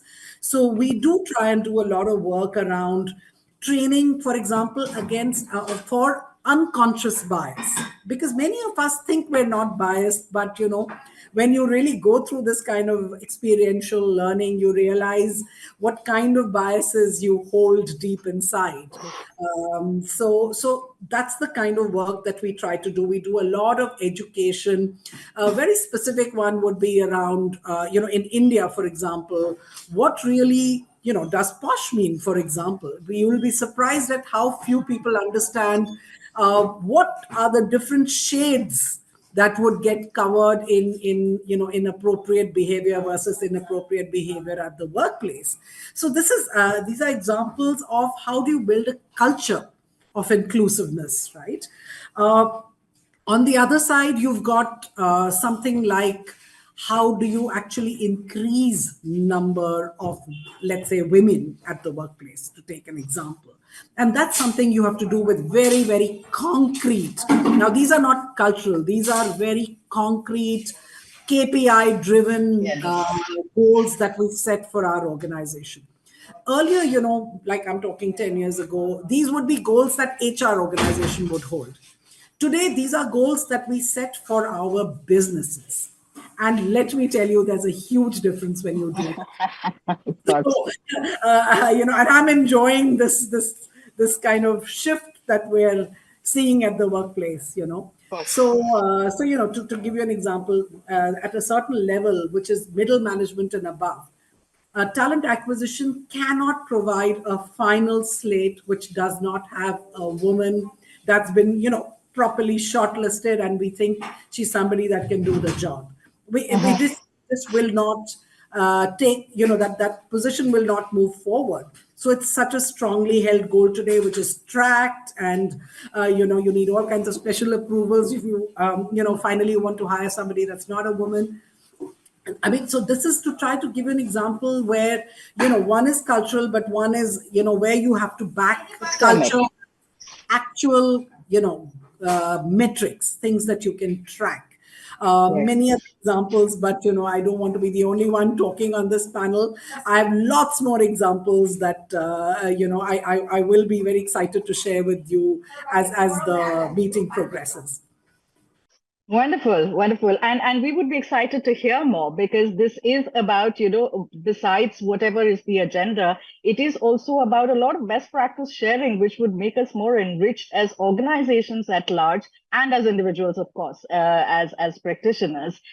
Moving to Sophia. Sophia, why don't you throw some light on how organization, in your perspective, how organizational values aligning with DEI initiatives, which you have witnessed yourself, has made a difference? Thank you so much. I don't know how I can actually top Divya's response there, but in all fairness, DEI will always be an uncomfortable conversation. And if it's not uncomfortable, then it's not working, right? And that requires you to be brave and bold with your approach. And DEI also is challenging orthodoxies. Yes. Yeah. To change the culture of an organization, I think one has to look at initiatives wherein it's a top-down approach, not a bottom-top approach, right?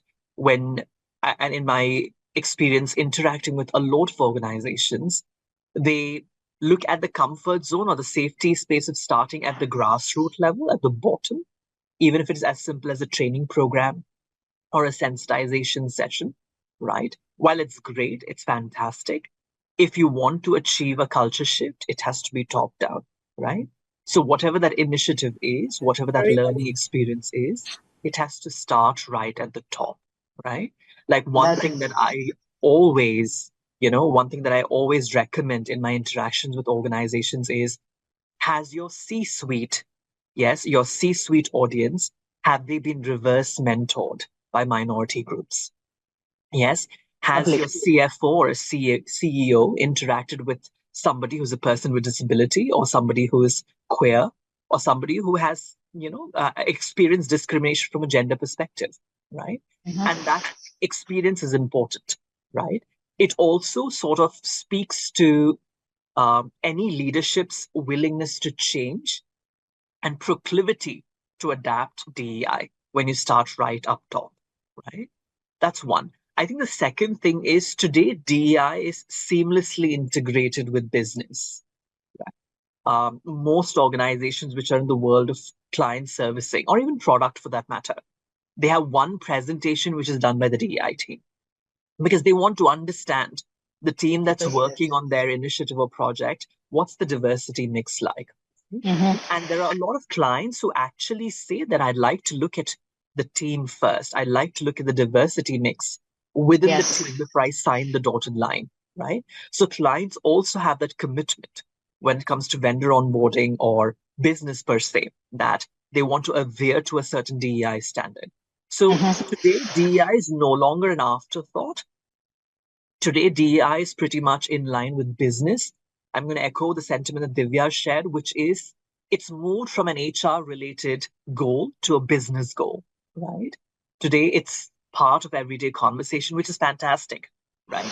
And in all fairness, even when we look at talent as an organization, when organizations go into universities and colleges to hire, right? When leaders pitch and present DEI in their firm, students actually pick employers based on their commitment to DEI, right? So when it comes to talent acquisition also, DEI is a critical metric. People or students actually make decisions based on what organization to be part of, based on their commitments and value systems when it comes to DEI, right? That's just my 2 cents. Back to you, Nilakshi. Thank you. No, absolutely. And thank you for that. And some very interesting points that I've picked up, which we'll spend a little more time on as we move on today. Sakib, you work with so many organizations, right? And albeit as a different, in a different capacity. But having said so, you too have the visibility of how they're dealing with DEI. So tell me, do you feel we have moved a distance from where we started till now in aligning organizational values with DEI practices? Sakib, can you hear us?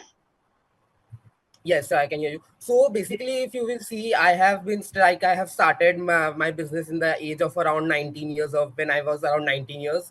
So the first thought process was never to get into a business. I want to get into a settled job. So I was finding for something like that. But after actually getting rejected from around 150 plus companies, we have agencies. I have it was forced me to get into my own agency or my own business. So I have started exploring that option, and eventually I have started my own agency. And after some time, basically, when I thought that when I have tried a lot of companies and approached a lot of people to get me a job, and if I am facing this issue, there might be a lot of more people who might be facing similar kind of issue.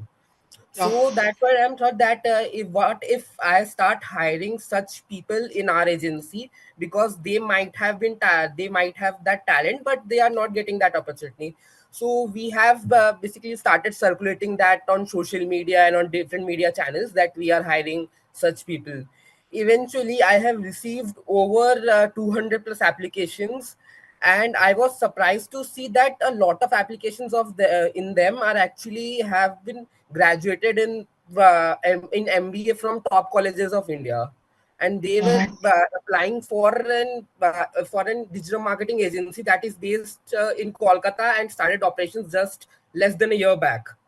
So this is something that was very surprising for me. So I have basically approached them that why you are actually applying here, you should be in a better place. So the answer, they have been told that they have been trying into a lot of places from last 5 to 6 years. It's been 5 to 6 years they have been completed their MBA, they have completed their education, but not getting the desired job. So that was, I'm saying that this issue is still there.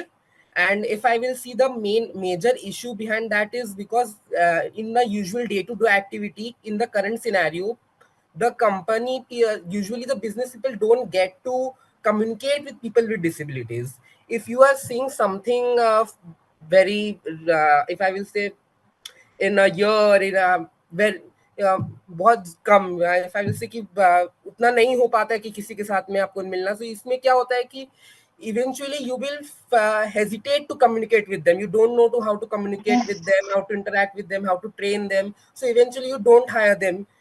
I will not be able to settle them in my team properly. So this is a major concern because that is, I will say, it's happening also because a lot of people with disabilities are not actually getting into the root for solving the root cause. If we Oh, yes. get if we get more visible, those people will also get the chance to communicate with us, so they will also get to learn that how they can actually approach us and just talk like anything, like any other normal people. Like Like any other employee. even if you will see on the business part, when I have got into the networking side, Hmm. because if you are a business, you have to be in networking, you have to do Absolutely. your side of networking. So when I have started doing it, a lot of people were used to hesitate to come over to me and talk to me and ask questions like what you do and how you can help me. So it was a very common thing that I have saw initially, but gradually I have saw that things got better as they have Uh-huh. started seeing me on more places. They have started seeing me on social media. They have started communicating with me over digital media. So that way, when I have saw that now they are getting more casual while talking to me, they are now more normal. They non-normalizing the things like they talk with any other person. So this is something Yeah. that can also be done in organization values. You have to be like, if we will conduct some programs where people will actually get to communicate with people, try get to understand them, and that way they will understand that yes, you can communicate, you can network, you can make friends just like any other people with disabilities as well. Oh, I think that's a wonderful point, Saket. And it's you've kind of hit the bull's eyes, and you're corroborating what Sophia was talking about. That go out there and talk to them. They might not look and feel like you in some paradigm, but having said so, easier conversations, more conversations is definitely going to kind of I hate to use the word mainstream, but then yes, I think there's this latent fear of the unknown. You don't even identify what is this fear all about, but as and when you keep kind of dismantling these barriers and kind of reaching out to more and more people who might look challenged in some way or the other but might be extremely competent in other ways, and that can really help organizations embrace them even furthermore into their DNAs. That was a beautiful point, Sake. Thank you so much. But from here, you were making a point, Sophia, and that is something which I would want to throw back to Divya and Saket as well. And it is my of personal interest as well. We see a lot of organizations doing a lot of work with women, right? And that is almost mainstream DEI initiatives. But we live in a country which has diversities of a tremendous variety, right? And when I say tremendous variety, when we look at the spectrum, right? Whether we call it caste, whether we call it age, whether we call it demographics, whether we call it gender, whether it is disabilities, the spectrum is very wide. Now, my question to the panel now is that are we feeling equipped enough, again, at an organizational level, right? I'm not talking at a societal level. I'm currently only talking at an organizational level. Do we think we are giving kind of adequate amount of attention to the entire spectrum? That is my first question, and based on the answers, probably we'll build on something else. So again, the spectrum is very wide. What I see here through a lot of conversations, through a lot of research papers, is a lot is happening in the space where women are getting empowered.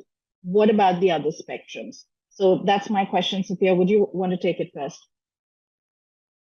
I think most tier one organizations recognize that we can't have a situation wherein we focus only on gender and, get the persons with disability community or LGBTQ to wait at the door, right? Yes. So most tier one organizations recognize that it has to be an equal and a proportionate approach for each of them, right? I think it becomes challenging when equity is redistributed, right? But also, I personally believe that when you emphasize on one gender metric, or sorry, on one diversity metric like gender, and leave the others behind, then that's not progress at all. And it also affects the one that you want to focus on also, right? Yes. Because Yes. they seem to forget intersectionality. Mm, I mean, if you look at, say, transgender issues, to be specific, right? People neatly tuck in trans issues into LGBTQ, but trans Yes. issues is also a gender issue, right?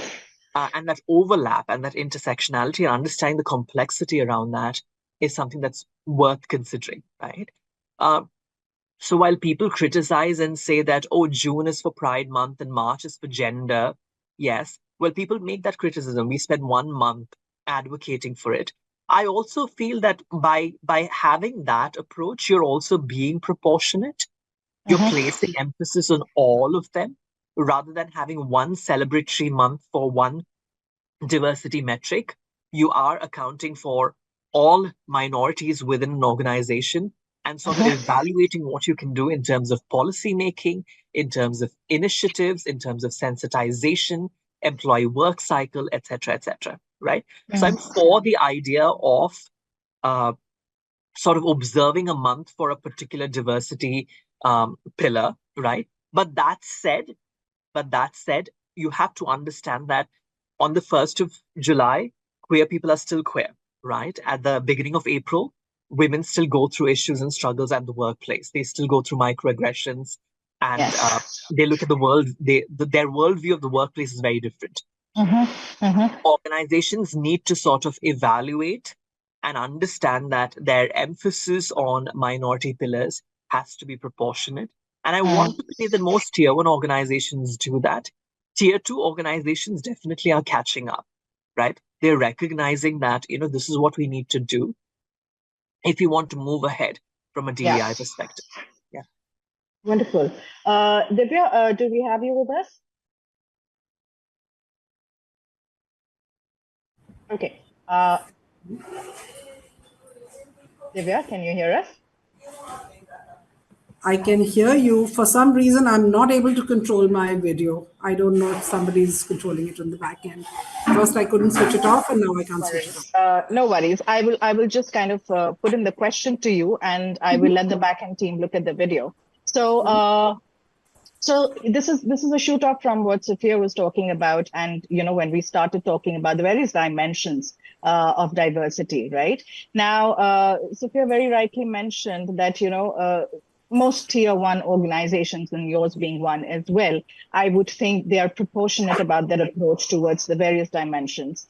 Having said so, when you look at through an organizational lens, when you look at other parts of the demography of India and look at other organizations, where do you feel we need to step up when we say that it needs to be proportionate and equity now placed on the conference table? So, there are a couple of things here. One, of course, I think the big focus does need to be on people with disabilities. And I liked all of what Saket was talking about, because I think that's the one where, again, I was talking earlier about goals and, very concrete actions that organizations can take. To me, I think that's an area that's still, I think there are enough biases many of us may have. And, so that's an area, whether it's, from culture building or whether it's actually, concrete steps on, on skilling and, identifying jobs that can be done by differently abled persons, all of that. So to me, that's one area, because I think there's a lot of focus on around women, but I think this area there's a lot more that I think we can do. So that's one. When it comes to, for example, sexuality, for example, we have a sort of a place where you can self-declare, your sexuality, etc. But we do still find that there is a lot of hesitation to talk about that. And therefore, that's I would say, if I have to prioritize, that one would come in later simply because at this point in time, it's not about the organization as much as it is about, the employees themselves, whether they are comfortable, self-declaring and, kind of wanting to, sort of have those conversations and that training and, all of that. So, I'm saying let's pick the battles that we can, engage in and, kind of create, sort of goals and metrics. Yes, Sophia. I can't hear you, sorry. No, thank you, Divya. I mean, I'll let you finish. I just had to share another perspective. Let you finish, Divya. Go ahead, please. Oh, no, I'm done. That's good. Thank you very much. Right. So I think even when it comes to accessibility, Nilakshi, there is that classic case of the cart in front of the horse, right? When I ask questions to organizations like, how come you don't have a wheelchair ramp? Right. The immediate response is we don't have a person in a wheelchair, right? But the truth of the matter is it has to be vice versa. You don't wait for hiring a person in a wheelchair to get that ramp. That ramp has to be there even before you hire. Same goes with gender neutral So bathrooms. well said. Yes. Right? Same goes with sanitary pad dispensing, machines in the female washroom. Right? Yes. So when it comes to accessibility, that approach of the cart in front of the horse, that needs to change, right? And that also makes it proportionate, right? That also makes it proportionate. Right? Thank you. Truly, I think that's a wonderful point made. The chicken and egg story. That when I get somebody with a disability, I'm going to be making the ramp. But what we are losing sight of is that the person who needs that ramp will not enter your organization even for an interview if you don't have it ready, right? So and touche, I think that's exactly what Saket was mentioning. That's exactly what Divya was also corroborating, that we have to be ready first and then they come in. It is not the other way around, right? Yeah, Andy, I see that you're mentioning Divya will log out and come back in. That's perfectly fine. I had a question for Saket at the current moment. So Saket, these conversations that we're having right now, right? And I have worked in an organization where we had, it was a pretty large sized organization where I was heading the HR and we had targets, all right? There were ways and means of meeting those targets as well, right? But it was imperative on us to ensure that when we hire, it is with the objective that they have a plan in place. It's not just about ticking those boxes, which in multiple places we keep talking about.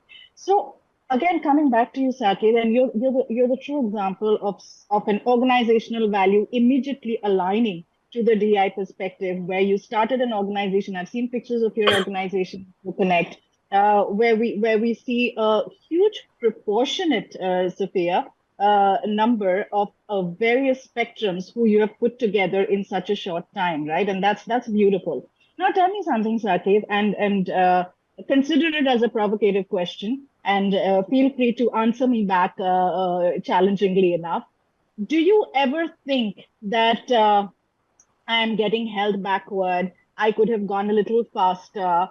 I could have, my productivity could have been, because obviously when you're physically disabled, I wouldn't use the word challenge because all of us are challenged in some way or the other, right? So if there is a disability, do you think that holds your organization back in any way? Because this would be a preface to my next question. So do you ever feel that you would have been more productive, more profitable, more successful as an organization had the proportion been a little more lopsided towards what we know as full-bodied, able individuals? Yes. So I would like to tell a story. This will also be a continuation of the basic conversation we were having. So there is a basically corporate park that is in Kolkata. So I am doing my business in Kolkata, so I will talk about it. So there is a corporate park which has around 300 offices here. So when I have started my business, so I used to go there very often for the client meeting. And in the entrance of that certain building, there used to be around 8 stairs. So every time I had to go to that building, I had to ask help from around 4 people to basically lift the wheelchair off to the elevator. So this is something that was very difficult initially, but gradually what happened that once I started going over there very often, after 2-3 months, one manager of that building has came to me and told that you are facing a lot of difficulties over here, so I am just talking with the management of the building to install a ramp over here. So they have basically Wonderful. submitted a letter, and later on they have installed a ramp over there. So that corporate building is around 50 years old. So I have asked them that why the ramp was not installed previously here. So there no one else is coming till now in a wheelchair, so we haven't found it important. So I have told, if you have installed it previously, it wouldn't have take 50 years to someone to come So over somebody here. to come in. Yes, of course, of course. So this is some so that's why a lot of people might have faced such issues, that they might be not having able to grow as much they could have been because of these issues. Because if you will not be able to go over there, you will not be getting that much visibility as a Do that. business as everyone else will get. Because Absolutely. ultimately the client will see their work. They will not see that if you are on a wheelchair, they will actually compromise with you and come over to your place, or Right. like that. So you have to be if our places are will be more accessible, people minds are more on that accessible side, there are chances that obviously more people will able to gradually come over here and become more visible. And if I will say, there is one harsh reality, if I will say, that currently in India, if we will say, diversity hiring is currently having going on quota basis. Like if government has been told that we need to hire certain amount of people with disabilities, they are actually submitting auditing reports that we have hired this much people of disabilities, but they are utilizing their capabilities or not, or either they are looking to hire them with an perspective that they will help us to grow our business is not, is still a question. True. So that brings back to that same question in very short, if you could tell me, Saket, do you feel you are at your optimum productivity with the workforce that you have put together? Yeah. Or do you think, no, maybe I could have done better if I was not concentrating so much on hiring the workforce that I did? So in that case, I would say that in that also I will say a story. Recently, we have I have went as a speaker over a certain platform, and there a man approached me and said that my brother has a certain disability where he basically cannot hear or cannot speak anything. So I have told him that, then how I can help you. So he told that he is a really good person, and he is really good at doing SEO, search engine Mhm. optimization. So I have told them, yes, I have a digital marketing agency, as I have told you. So I can definitely try him out. So he has done SEO from one of the top universities in Canada, directly from Okay. India. But after returning in India, because of his disability, he needs that much care, and his family cannot shift. So he came back to India, and here he is not getting that job anywhere Mm. else. So that's when I have hired him, and I would say that in just 3 months, he has been one of the top employees of our team, and also he is doing really well. And if I will say, he has helped us because of his the kind of the amount of work and the quality of work he is doing. We are getting a lot of referrals. So this is something that if Amazing. those agency that might have been rejected his letter, might have missed out on a Mm. big opportunity. No, On I agree. missed out So on a I big think you chance. beautifully answered the question through a story, and you needn't have gotten into statistics or numbers. That yes, you are on a path of enhanced productivity with the decisions that you have made. That's wonderful. So that brings me to my last question before we close in to Divya. Divya, from a business perspective, Divya, are you there with us? Yep. But the challenge seems to be still on with the video, but nevertheless, this is a question that I would love you to answer and throw some light on, Divya. That now it brings me to that key critical element. What have we started measuring that whether a diverse organization is performing any better or worse than a not so diverse organization? I'll put it as simply as that at this point in time. I'll not get into too much of stats or numbers for the paucity of time, but just a overview of, do you feel a diverse organization with multi-faceted personalities from various walks of life, is that impacting to begin with? Is that impacting our productivity, profitability, overall performance of the organization? And is it getting measured anyhow? So that's I will answer it differently. You don't need to answer this. You don't need to measure this anymore. That's so. I would say. I mean, to me, it's not relevant anymore. If someone is still questioning whether a diverse workplace, is a better workplace to be in, where there is more innovation, there's more engagement, there's more ideas that come in every day, then at least my organization is not perhaps where they would fit in, right? I mean, I'm going to be very brutally direct on this. So yeah, the simple answer is, I think this is a deeply and very strongly held value, that this is something that is non-negotiable for us as an organization. And I will say that it has been for previous organizations that I've worked in earlier as well. So at this point, really, we are not measuring impact in that sense, because I think it's a question that's been asked and answered a long time ago. No, that's and I'm so happy you gave me this response, because there was an intent behind this question, because there are still a lot of organizations which are measuring women participation still from the perspective of how much of maternity would she might require when the time comes. Would she be able to balance her work life? Now I'm talking purely of a gender bias here. And if from a large organization as yours, Sophia's, and Saket, he's doing his own thing, and beautifully so. If I'm hearing that these biases are slowly diminishing, while I'm not sure if it is across the board, but if some large establishments are saying that these biases and these lines are diminishing, I'm only hoping, and I'm only kind of aspiring to be a part of that society where across the board, we would be getting similar responses, where these biases don't exist, where these lines don't exist, and where organizational values are truly aligned. And I do hope we come to a point where we're not having diversity discussions anymore, because it's so much a part of mainstream. But I think we still have a distance to go there. But having said so, it was so wonderful to get the positive iterations, because I know I started on a negative connotation, but and that was of course with the purpose. But it is so encouraging to hear the positive iterations from across the board, and I really hope that we are continuing on this journey relentlessly, unashamedly, to a point where we're not having these discussions anymore. So thank you so much, panel.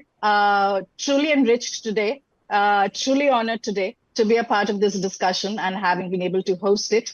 I will end with a very small but a very, very inspiring quote for myself, which I kind of really live by George D.I. He says, "Inclusion is not bringing people into what already exists. It is making a new space, a better space for everyone." And I want to leave you all with that thought. Thank you so much, panel. It was a pleasure. Likewise. Thank you so much, Nilakshi. Thank you. Thank you, Divya. Thank you, Sophia. Thank you, Saket. See you again the next time. Bye-bye. It was a stimulating discussion. Our panelists brought up some great points. Organizations need to think big, but also focus on small, actionable steps to get there.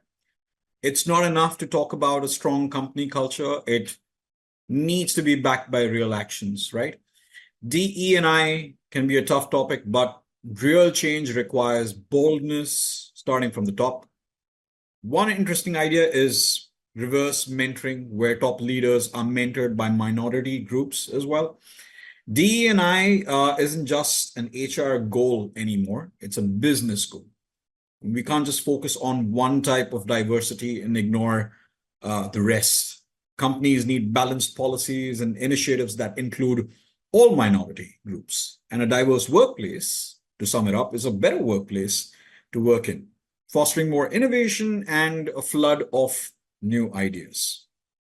So thank you to our panel discussion once again.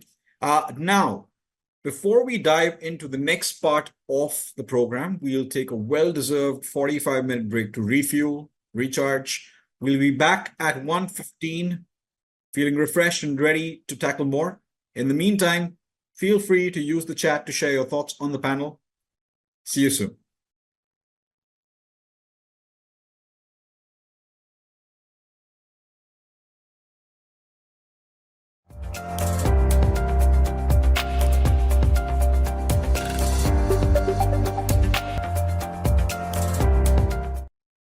Welcome back from our lunch break. We're energized and ready to dive into the third panel discussion of the day.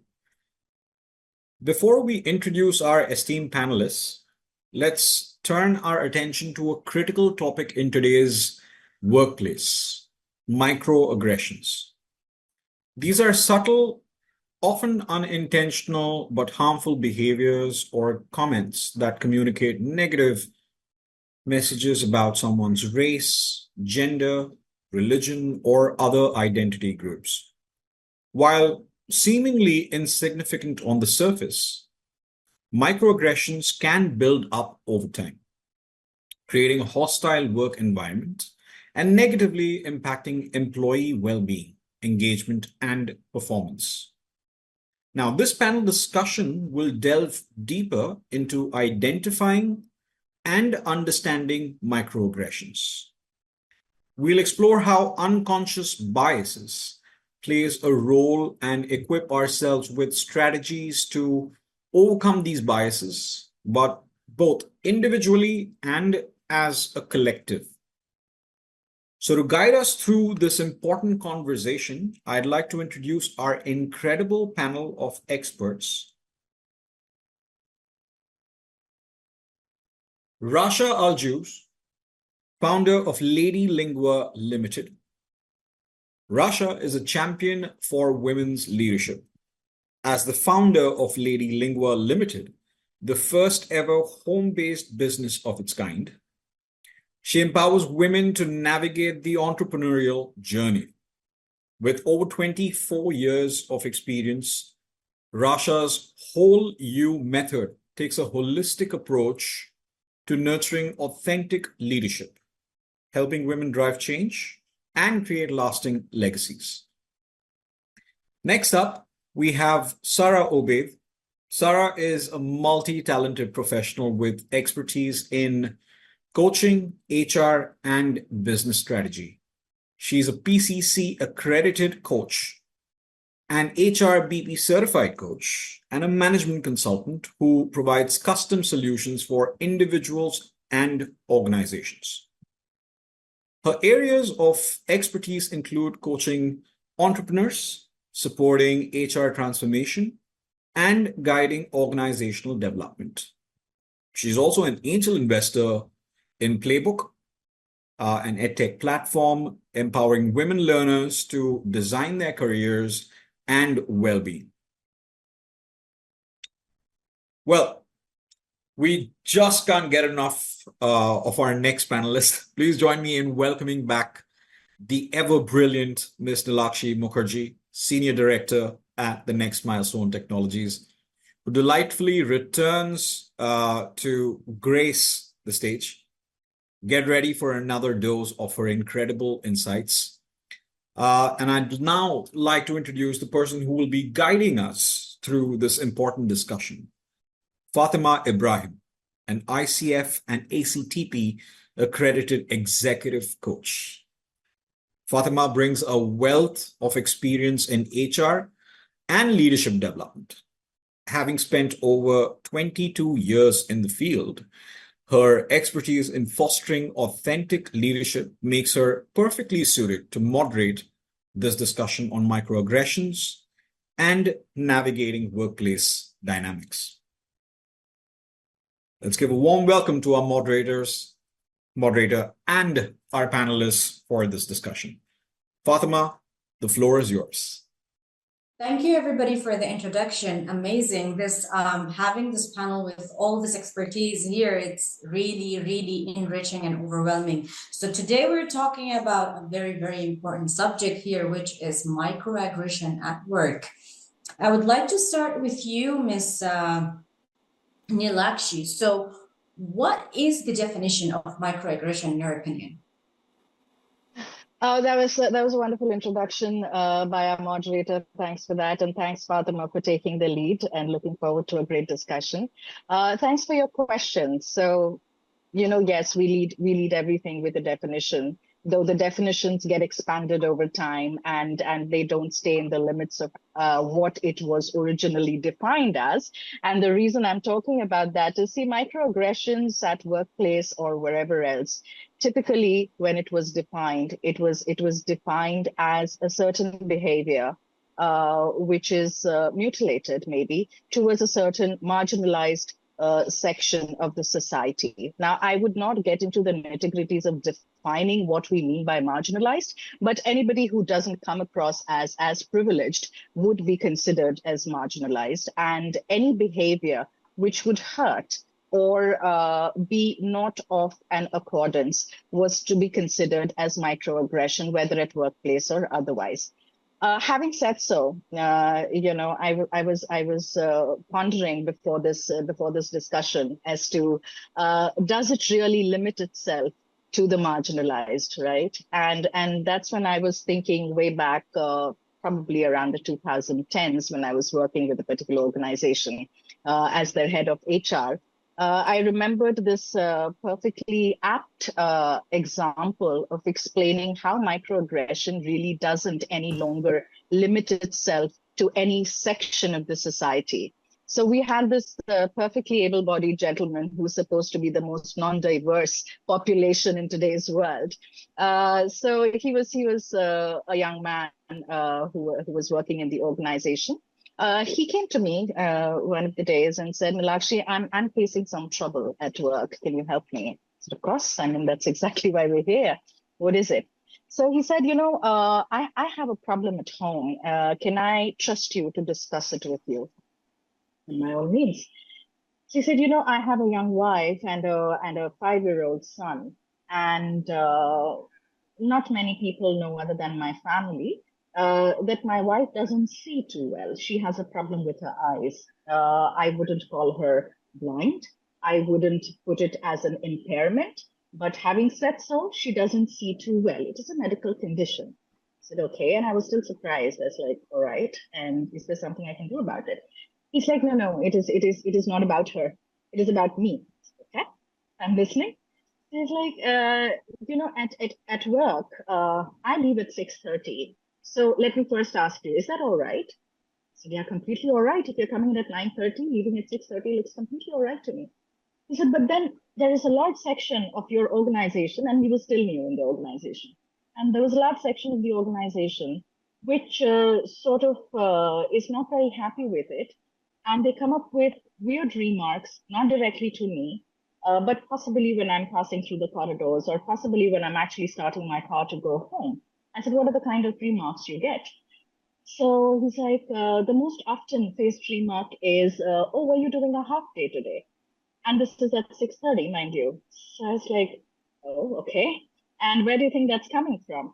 So he said, you know where that's coming from? Because we have benchmarked productivity in terms of the number of hours we spend, whether we're taking an hour of break at lunch, whether we're taking another hour of break at coffee, or taking a smoke break, probably, if we indulge. So all that is all right and acceptable, unless I'm not leaving at 9:30, then I'm productive, right? So, and I've been facing this.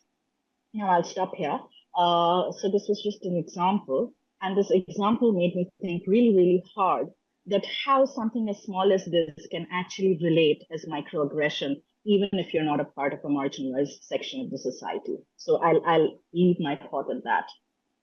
Wow, amazing. This is really a good story and example of, from real life, that how we can work with these kind of things, and it just goes unseen for a lot of people. So my next question would go to Russia. So what kind of a culture that has microaggression at work, in your opinion? Thank you, Fatma, for this question. So microaggression can occur in any workplace culture. So, and that would be regardless of the size of the company or even the organization, especially when there is a lack of awareness, like just Nilakshi mentioned, and even lack of awareness of how to treat people equally, how to treat people inclusively, how to treat people in a way that they would feel that they belong. And these people would be either women and men. So like Justin Lakshi mentioned, the example about this man in a workplace where he feels like he's not happily welcome because he just, leave at 6:30 p.m. So they often arise in any environment which have not fully embraced the cultural competence or where biases, even if unconscious, are there. So we spoke about the awareness and the and unconscious and the biases. My God, this is so beautiful. Thank you, Rasha. So my next question would go to Sarah. And what are the examples of microaggression at the workplace? So Nilakshi has spoken about a story that relates to microaggression. Would you add more into that and have an in-depth explanation and more examples of that? Yeah. Thank you, Fatma. Yes, I can add to what Nilakshi has nicely said. There are a couple of examples that I can bring forward to the table. With the multicultural, diverse workforce that we live in these days, you often hear examples of that when someone addresses another and says, you're the first one that is good or not good from this nationality, whatever that nationality is, in this field of work. And this is an example of microaggression that is based on a subtle stereotype against certain nationalities, be it whether they are good or not good. Doing that generalization towards a certain nationality leads to microaggressions to the members of that nationality. Another one that is more female-oriented, let me put it that way, and we hear it a lot, especially to females that are in leadership positions, where many come and say to women that are firm and assertive, you're pretty firm for a woman, or you're more assertive than other women that we have met in our lifetime. So this is all based on a certain stereotype and a bias, which could be in many cases, it's very subtle. It's something that is deep engraved, not something that is done by intention or for it to harm others. It's not a passive-aggressive type of a situation where we are communicating nicely to harm. It is done because it is a perception that we have, and we take it out this way, unfortunately. Wow, this is so insightful. So basically, it's from an awareness, from an unconscious to something that we subtly talk about because we are not even aware of what we're doing. Where we're segregating them in let's say boxes that, oh, you're a woman who is so aggressive or so assertive, and I have faced that myself. So going back to Russia. What would be the impact on organizations and employees based on what we've spoken about? So what kind of impact are we looking at? So picture this. If those examples that Sarah just mentioned were there in the workplace, how would you feel that the team would be feeling? It would be like a slow leak in a tire, They might seem a little bit small, but over time they can really deflate the team spirit. Employees would start feeling as if they are not seen, heard, or respected. They are undervalued, they are misunderstood, and they would lose their sense of belonging in that place, which can make them less eager to jump in conversations or maybe take the lead to do something even important within the team. So what about the organization then? So for the organization, it would be like it's running on a flat tire, that things just don't move as smoothly or fast as they could. So it's going to be a lose-lose situation in the end. The organization is not happy and the employees are not happy. And in order to fix this, we need to create a culture that embraces the happiness and well-being of its employees. Interesting. So it comes directly under the organizational health index, let's say. And one of the KPIs that we need to put in organizations and be very careful of, how the well-being of our employees are handled. Very, very interesting. Thank you, Rasha. Just to, shed more light, Ms. Sarah. So how can employees handle these kind of situations in the workplace? Rasha has mentioned a very important and integral word of awareness. So it all starts by awareness. The minute we are aware what microaggressions are, how do they present themselves, what are their impacts on the employees receiving it, how does it impact the organization overall, we start putting a nice little parameter for microaggression within the workplace. The second thing to be done, in my humble opinion, is microaggressions need to be called out rather than be shy away. So the person that is being subjected to a microaggression needs to, regardless whether he or she does it in private or in public, they need to call it out and they need to state that I was subjected to a microaggression, and awareness needs to be uplifted on an organizational level. What does that mean? How is it impacting that person or the team, and then the overall performance of the organization? Then work hard in terms of putting down their opinion as what would be the best way to, so become more of partners with the organization of what would be the best way to deal with it, and try to nip it from the bud rather than allow it to, show its face and then deal with it reactively. Be proactive in how to go about it. Interesting. So it's awareness, being proactive, having it, said it out loud instead of shying out of it. So I would, if you could, Nilakshi, please, pour more insight from your experience.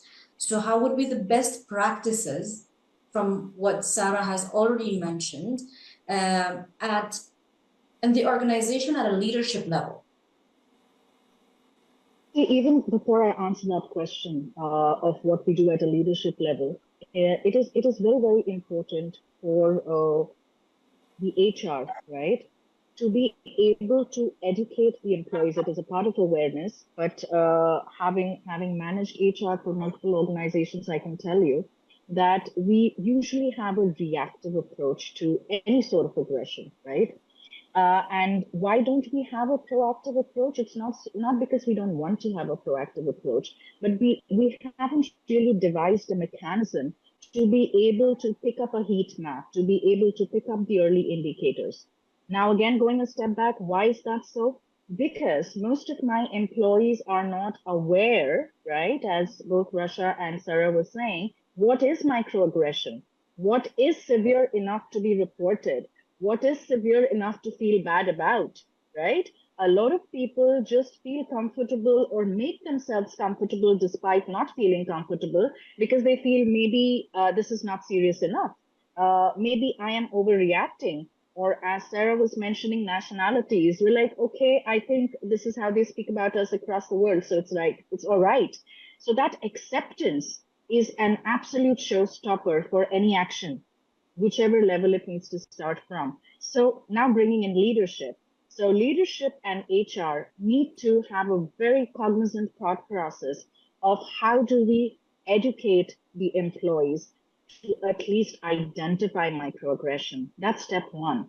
Then there are best practices as to how do we control it? What are the control mechanisms we have? What is the action that we're going to take? All that comes much later. I think today where we stand, across the world, while we are converging as a diverse population that is working in various organizations, we still have a long way to go in terms of identifying what qualifies as microaggression. Once we've done that, and for that you need leadership commitment. That do we really want to call this out as microaggression? Do we really want to call this out as something which you need to report, right?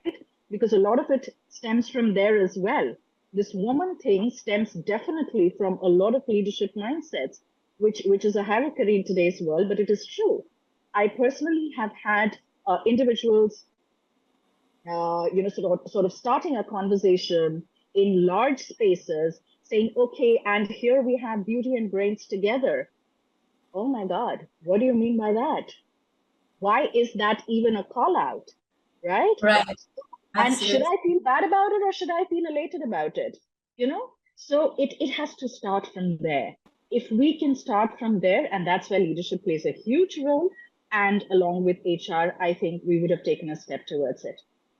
Right, amazing. So basically, we need to partner with the leaders. HR needs to have partnership with leadership members to mainly address and put the right policies together and implement.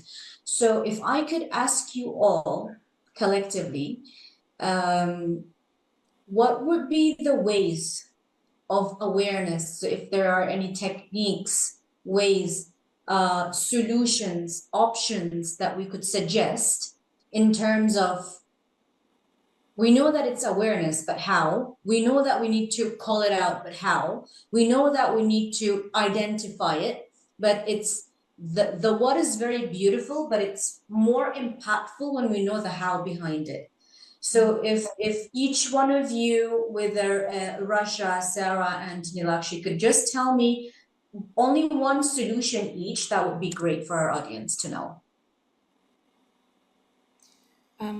I can address one of the solutions that I have seen in several organizations that are being very proactive on this.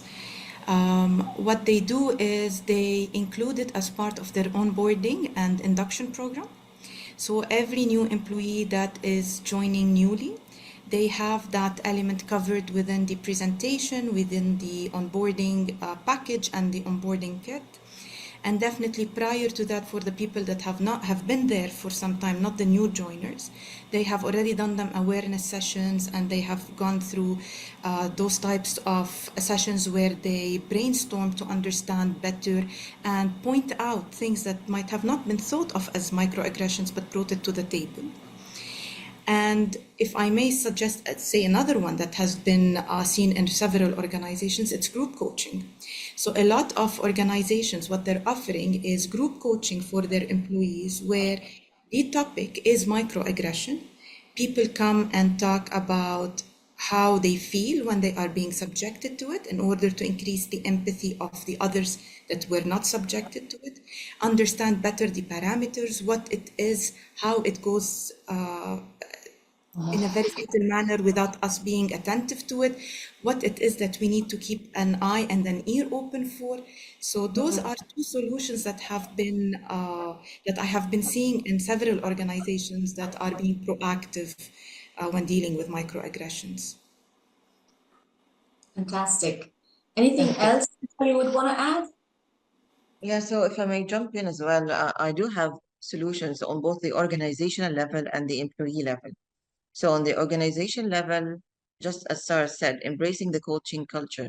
And that would be through understanding what coaching means and what human beings are, and how do we deal with human beings in terms of understanding that they are okay, and understanding that the culture itself, how can I embrace this coaching mindset? And that can be done, on the leadership and executive level. They can be given those coaching training where they understand more about how can a leader be a coach for themselves and for others in their team. And that would, of course, would enrich the culture of the culture of awareness that microaggressions is not something. We are not even looking at microaggression now. We're looking at how to treat each other in a dignified way, on the human level. So that would be in terms of the organization. And on terms of employees, just be clear on what is okay and what's not okay with you.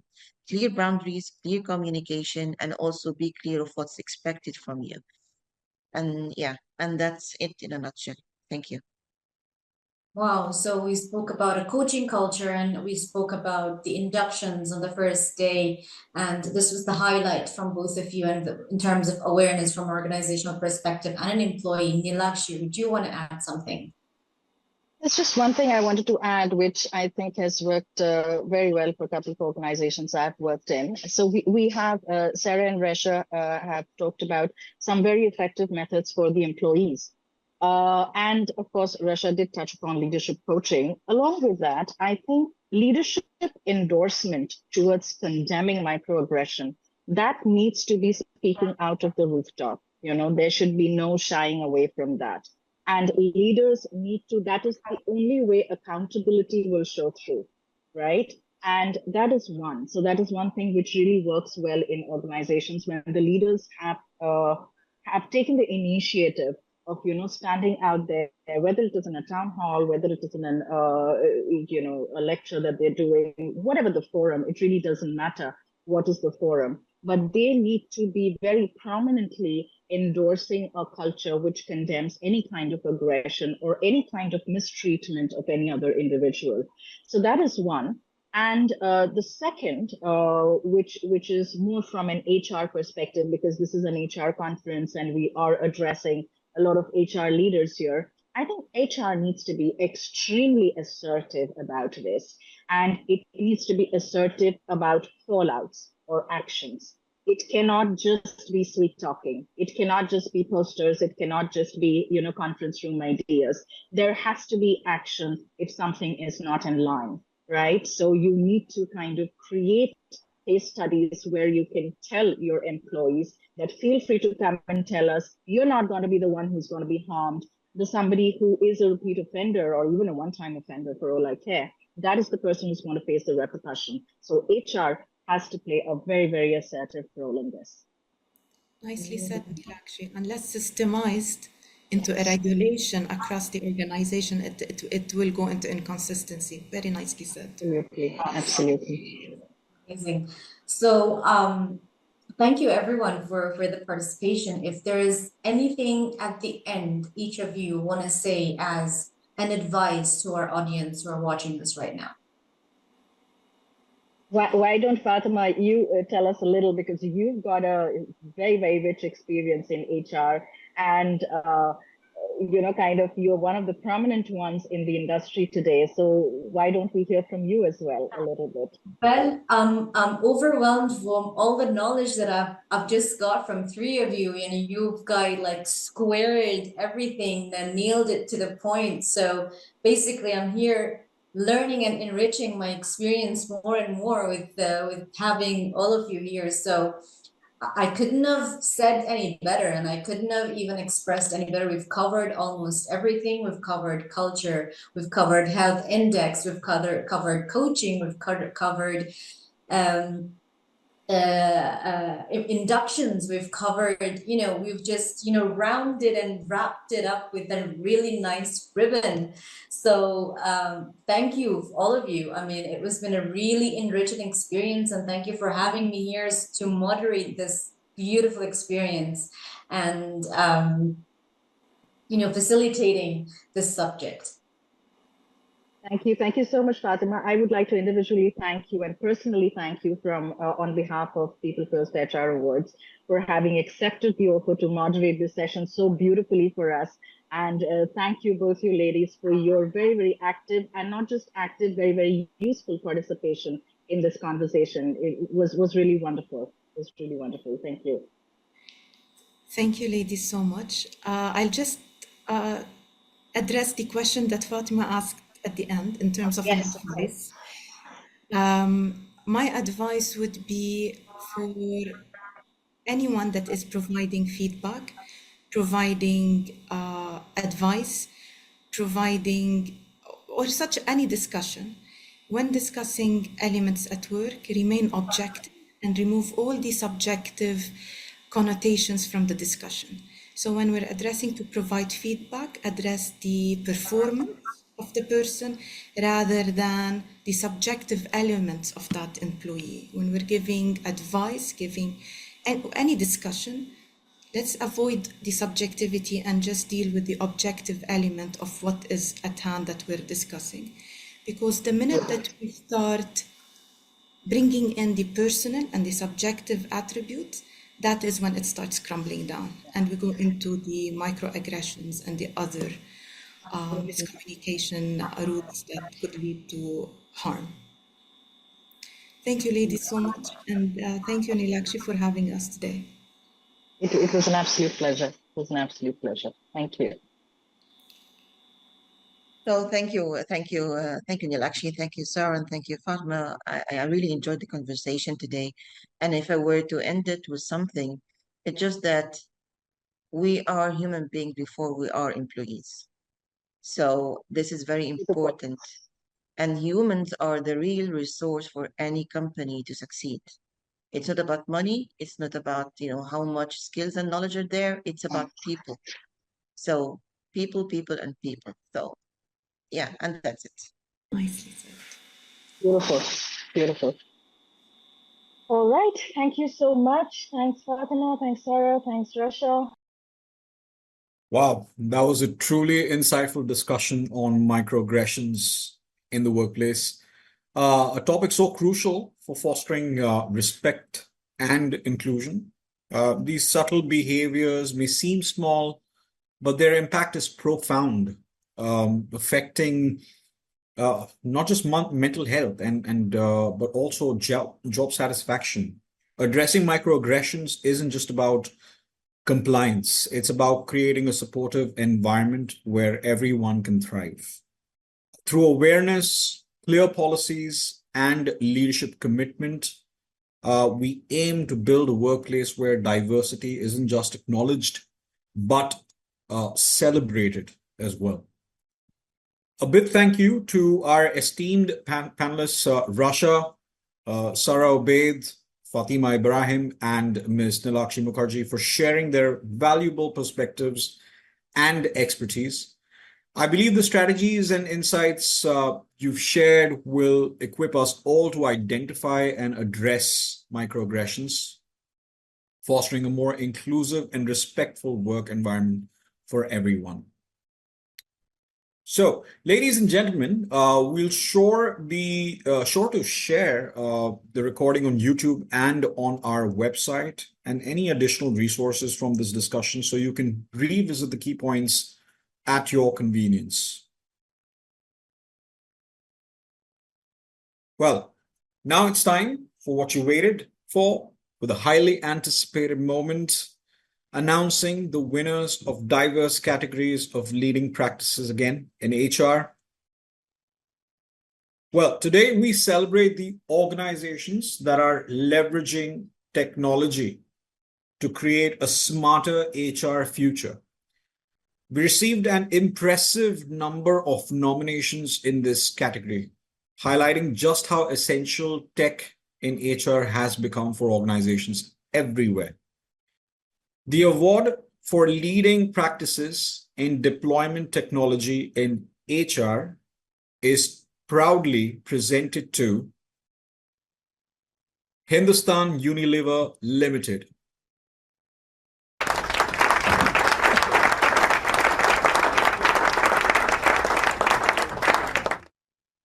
Congratulations, Team Unilever.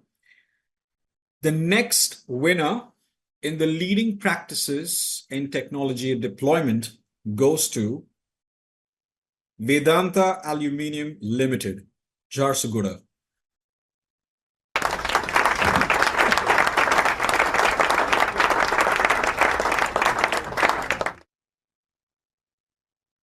Joining our list of winners in the leading practices in technology deployment category, next is Hindustan Zinc Limited.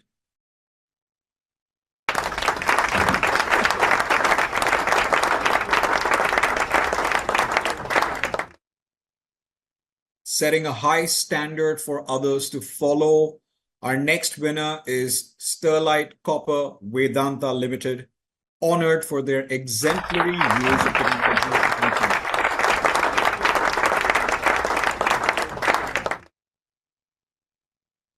Moving on, receiving recognition for their commitment to innovative technology deployment in HR, next is Ferro Alloys Corporation Limited.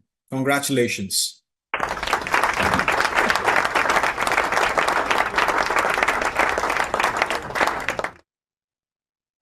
Next up, acknowledged for their forward-thinking approach to technology deployment in HR, showcasing their dedication to HR excellence, is Sesagoa Vedanta Limited.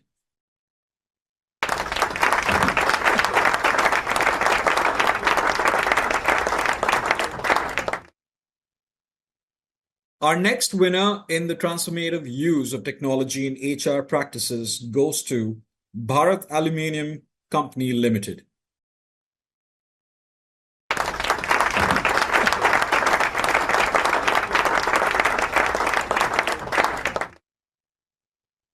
Next, we have Sula Vineyards Limited.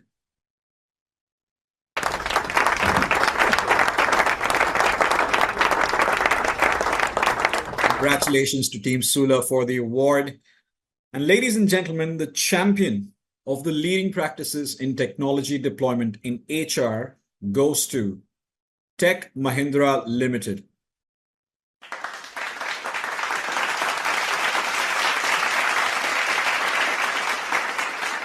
Their innovative approach is streamlining processes and driving impressive results. Congratulations, Tech Mahindra.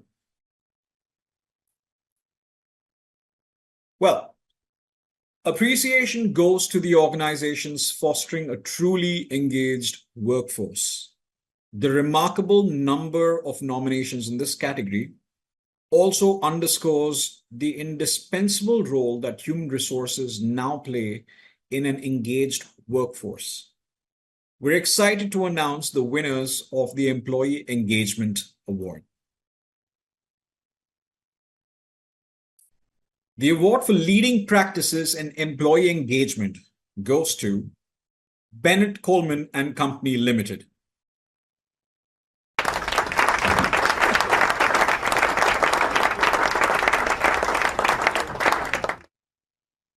Next, we recognize Hindustan Zinc Limited for their outstanding work in employee engagement.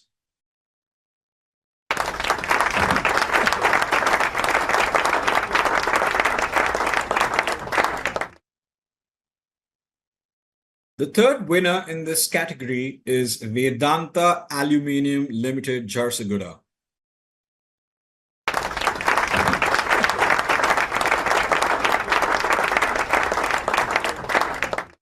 A hearty congratulations to them. Our next winner in the leading practices in employee engagement category is Ferro Alloys Corporation Limited.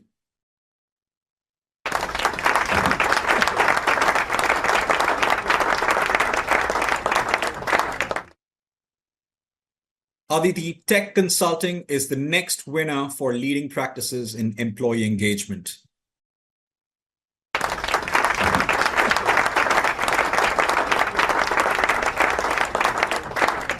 Congratulations to the entire team at Aditi Tech. Well, yet another deserving winner in this category is none other than Sterlite Copper Vedanta Limited. Let's give them a big round of applause for their achievement.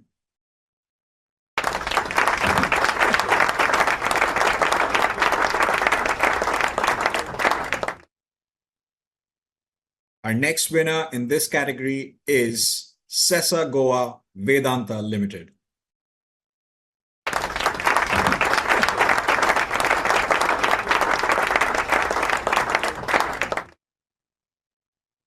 We have a final winner in this category, and the winner is Fulcrum Digital Private Limited.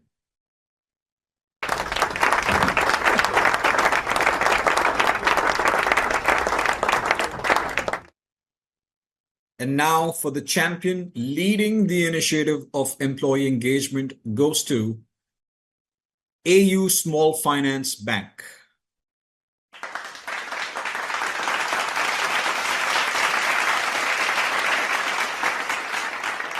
Their commitment to creating a stimulating and rewarding work environment is a true inspiration. Well, a round of applause for the organizations that's undergone a remarkable HR transformation. The champion of the leading practices in HR transformation award goes to Cairn Oil and Gas Vedanta Limited.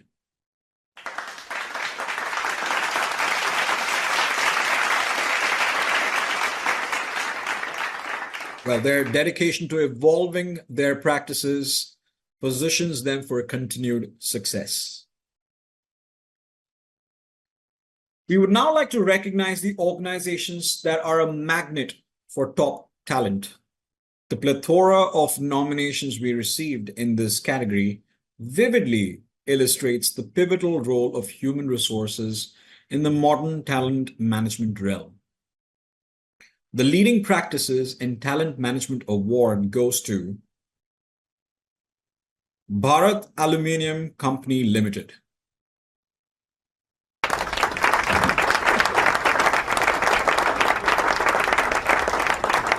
Congratulations to your team. Next up, we have the winner, No Broker Technology Solution Private Limited.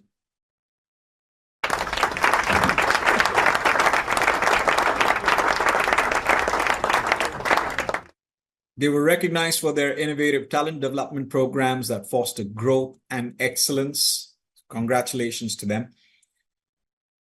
The third winner in this category we have is Sterlite Copper Vedanta Limited again.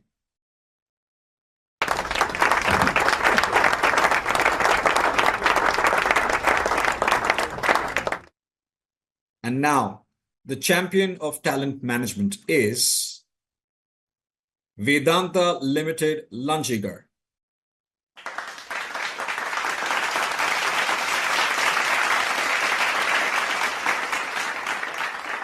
Seems like Vedanta have set the gold standard in talent management with their outstanding practices and dedication to employee success. Congratulations to them once again.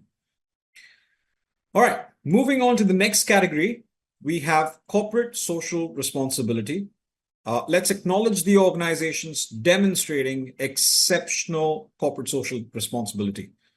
The significant response in this category as well serves as a testament to the crucial role that human resources hold within organizations across the globe. The Leading Practices in CSR Award goes to J.K. Fenner, India Limited.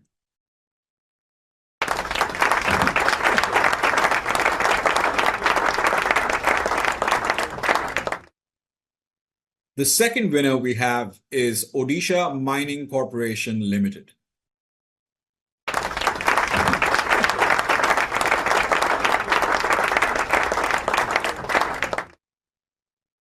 The third winner is Trevista Financial Services Private Limited.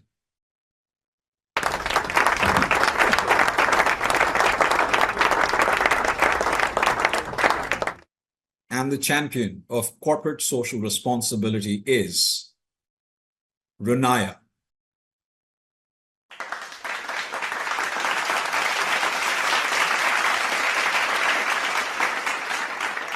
Their dedication to social responsibility sets a powerful example for the entire business community. Let's give a huge round of applause to all our winners for their remarkable efforts and achievements. Well, promoting a healthy and happy workforce is key to organizational success and employee satisfaction. We're thrilled to present the PeopleFirst HR Excellence Awards for leading practices in health and well-being. These awards celebrate organizations that have demonstrated exceptional commitment to the health and well-being of their employees, creating environments where individuals can thrive both personally and professionally. The Leading Practices in Health and Well-being Award goes to Bain Capability Center India Private Limited.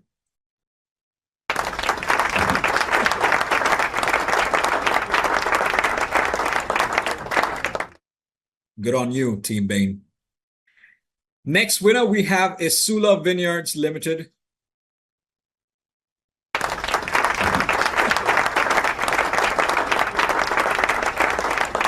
Congratulations, Team Sula. And the champion of this cause, the leading practices in health and well-being, unrivaled, is Concentrix Dutch Services India Private Limited.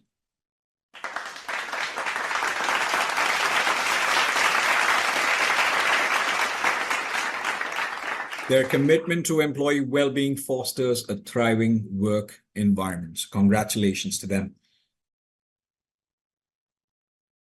All right. And finally, we have reached a moment of great pride and celebration as we honor the organization that stands out for its exceptional ability to attract top-tier talent.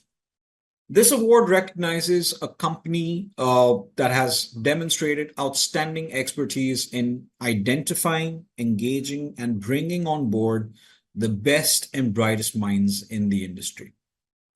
Their innovative strategies and unwavering commitment to excellence in talent acquisition set them apart as a true leader in the field. The Talent Acquisition Award goes to Quest Global Engineering Services Private Limited.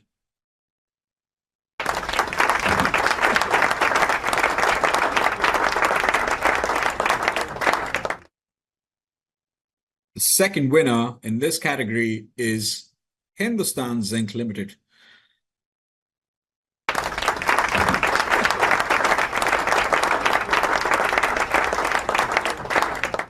Seems like they're making a habit of it. And the Spearheading Champion Award for the leading practices in talent acquisition goes to No Broker Technology Solution Private Limited. A round of applause for them.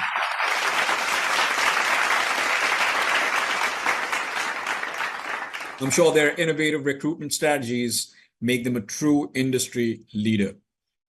Congratulations to all the winners and finalists for their outstanding achievements.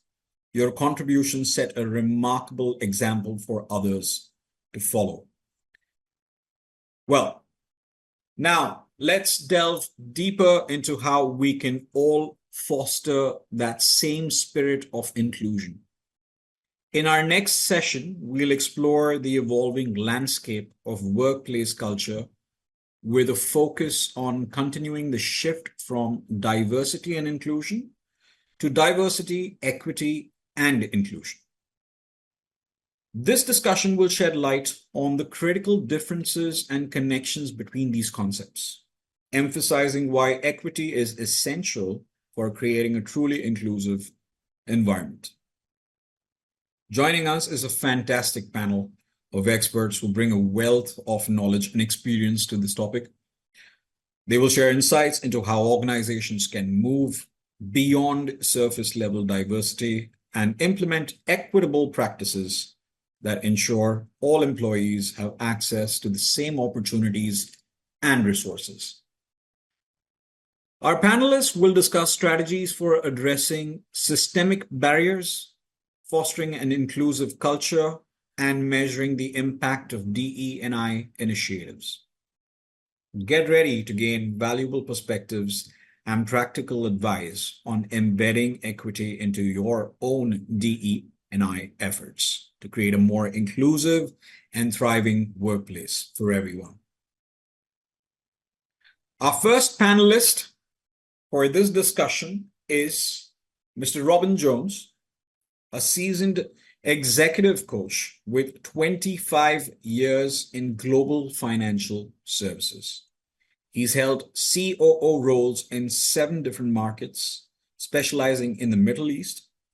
Robin excels in operational transformation, risk management, and digital innovation. Now an executive coach, he's ready to leverage his experience to boost your career. Off the clock, Robin's an avid hiker who's trekked across the UK, Africa, China, and India. He's always ready to tackle new heights, both in the boardroom and on the trail. Next up, we have Ms. Ega Sutka, a field coach trainer and ACC, who excels in coaching colleagues, partnering with managers, and driving personal and professional growth.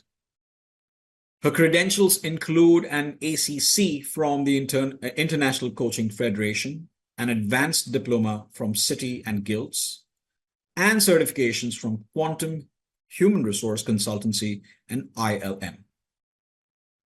Passionate about people development and sports, Aga qualified for the Ironman, albeit Iron Woman, 70.3 World Championship in Utah in 2021. She's now on her way to becoming an accredited coach by the International Coaching Federation. Well, looks like Nilakshi enjoys a good panel discussion. This time she joins us not as a conquering hero, but as the ever reliable senior director at the Next Milestone Technologies, and she'll be part of this panel discussion too. And last but not least, meet our moderator, Navanitha Bhattacharya. With 30 years of experience across multiple continents, she challenges oppressive status quo in racial, gender, economic, and social justice. Navanitha excels in anti-oppressive program design, forging inclusive partnerships, and simplifying complex issues. She has worked with UNICEF, UNDP, and many other NGOs. For Navanitha, the personal is political, the political is professional, and the professional is libertarian. Ladies and gentlemen, we will now dig deeper into the next and the final panel discussion. Over to you. Welcome to the panel discussion, the final panel discussion of the day. And ours is called Continuing Shift from Diversity and Inclusion to Diversity, Equity and Inclusion. My name is Navanitha Bhattacharya, and I will be moderating the panel over the next 45 odd minutes. All of us on this panel are from various parts of the world.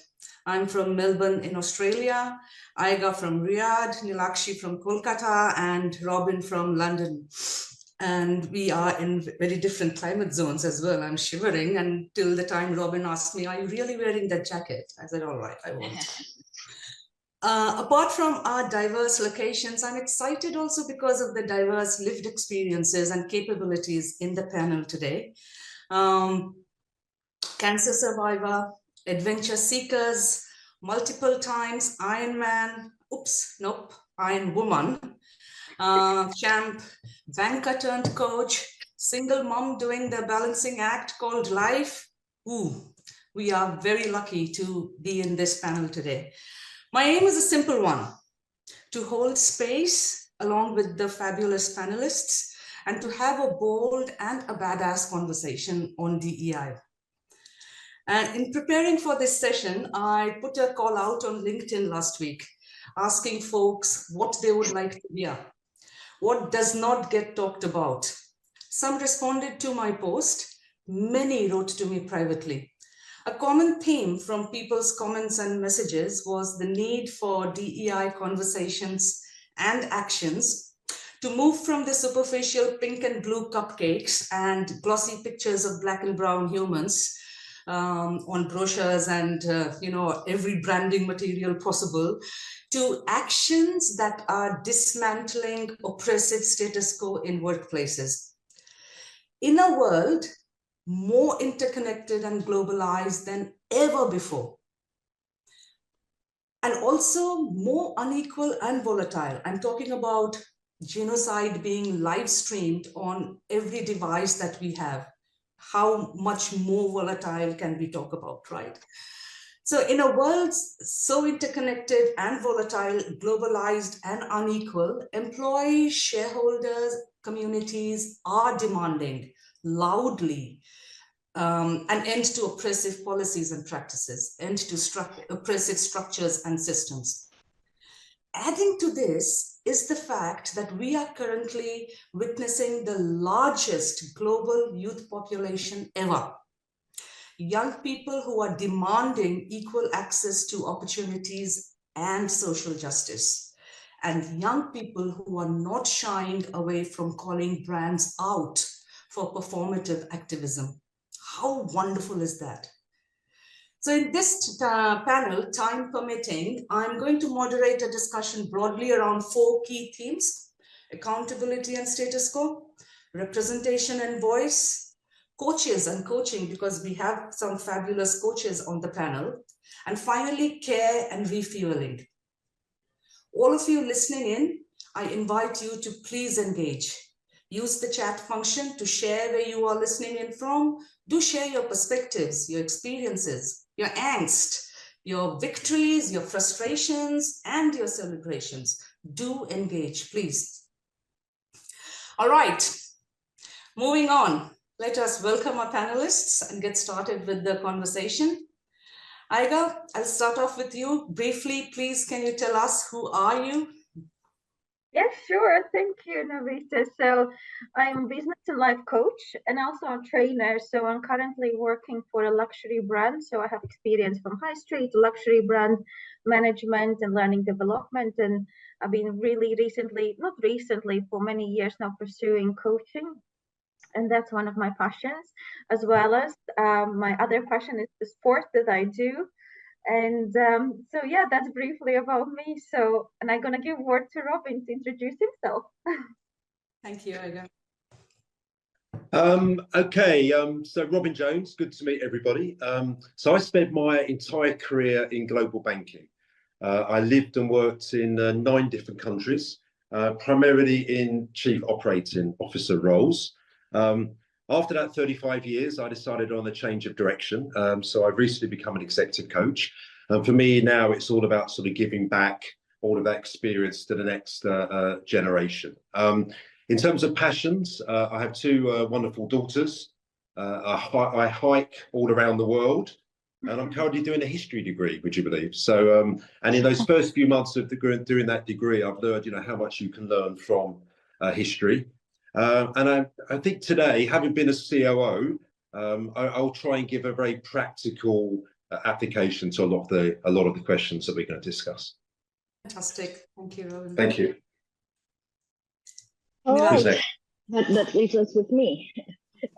So I'm Nilakshi Mukherjee, primarily in the HR and L&D space for the last 20 odd years. The first 5 years, so that makes it 25 really. So the first 5 years has been in the space of hospitality in various countries, various cultures, and various kinds of people. And we'll talk about that more later.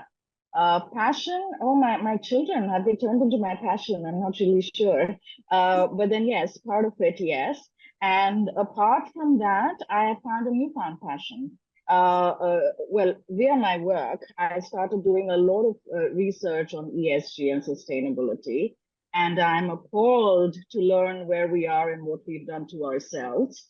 And that's something I've started feeling very passionately about, have done nothing about it yet. But I'm just in the space of exploring and understanding how bad it is.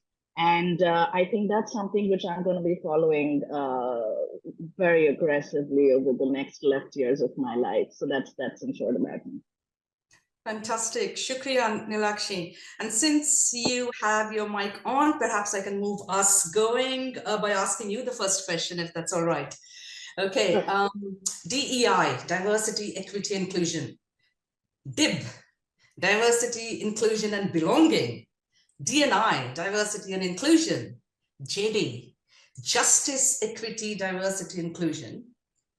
Whatever we choose to call it, DEI at present, and that's a fact which research is consistently bringing out, does not create the impact it promises. Nilakshi, is DEI dying? All right. Interesting question, and thank you for that, especially when it comes to an HR professional, right?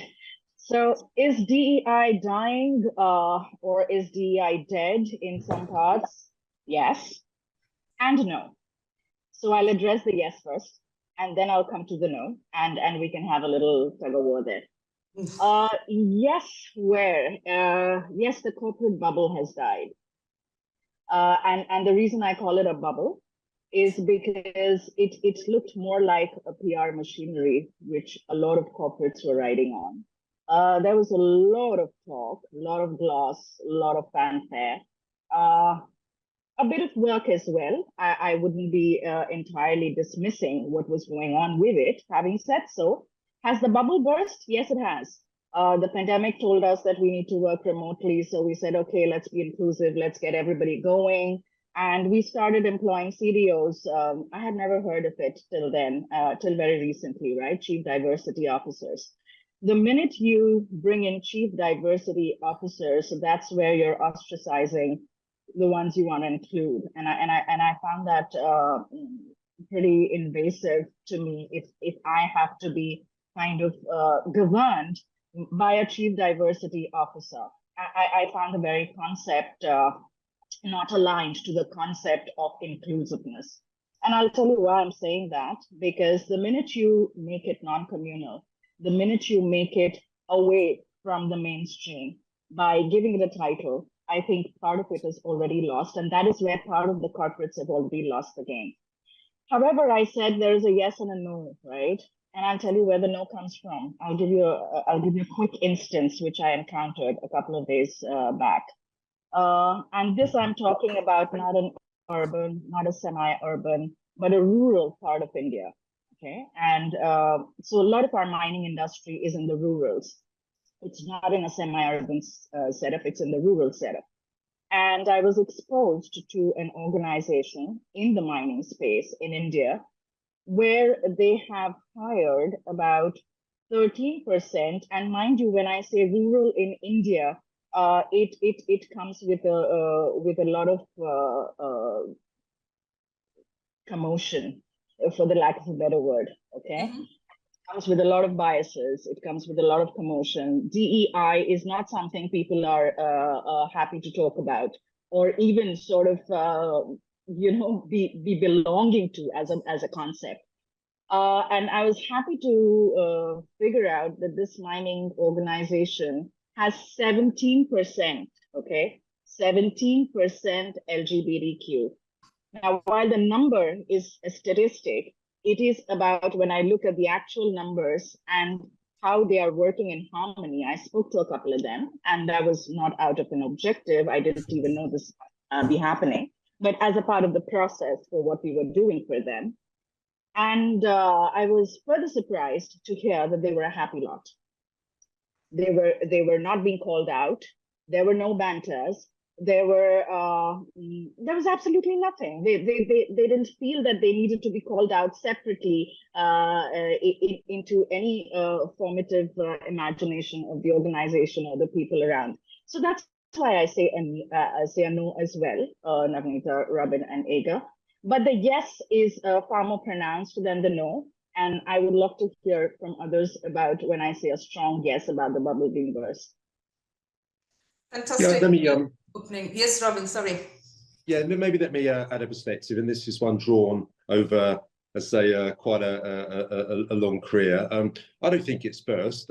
I think it's changed significantly. If I compare to when I started in banking, wow, it was very different to how it is today. But I think, like many things, it has to be constantly re-energized and redirected.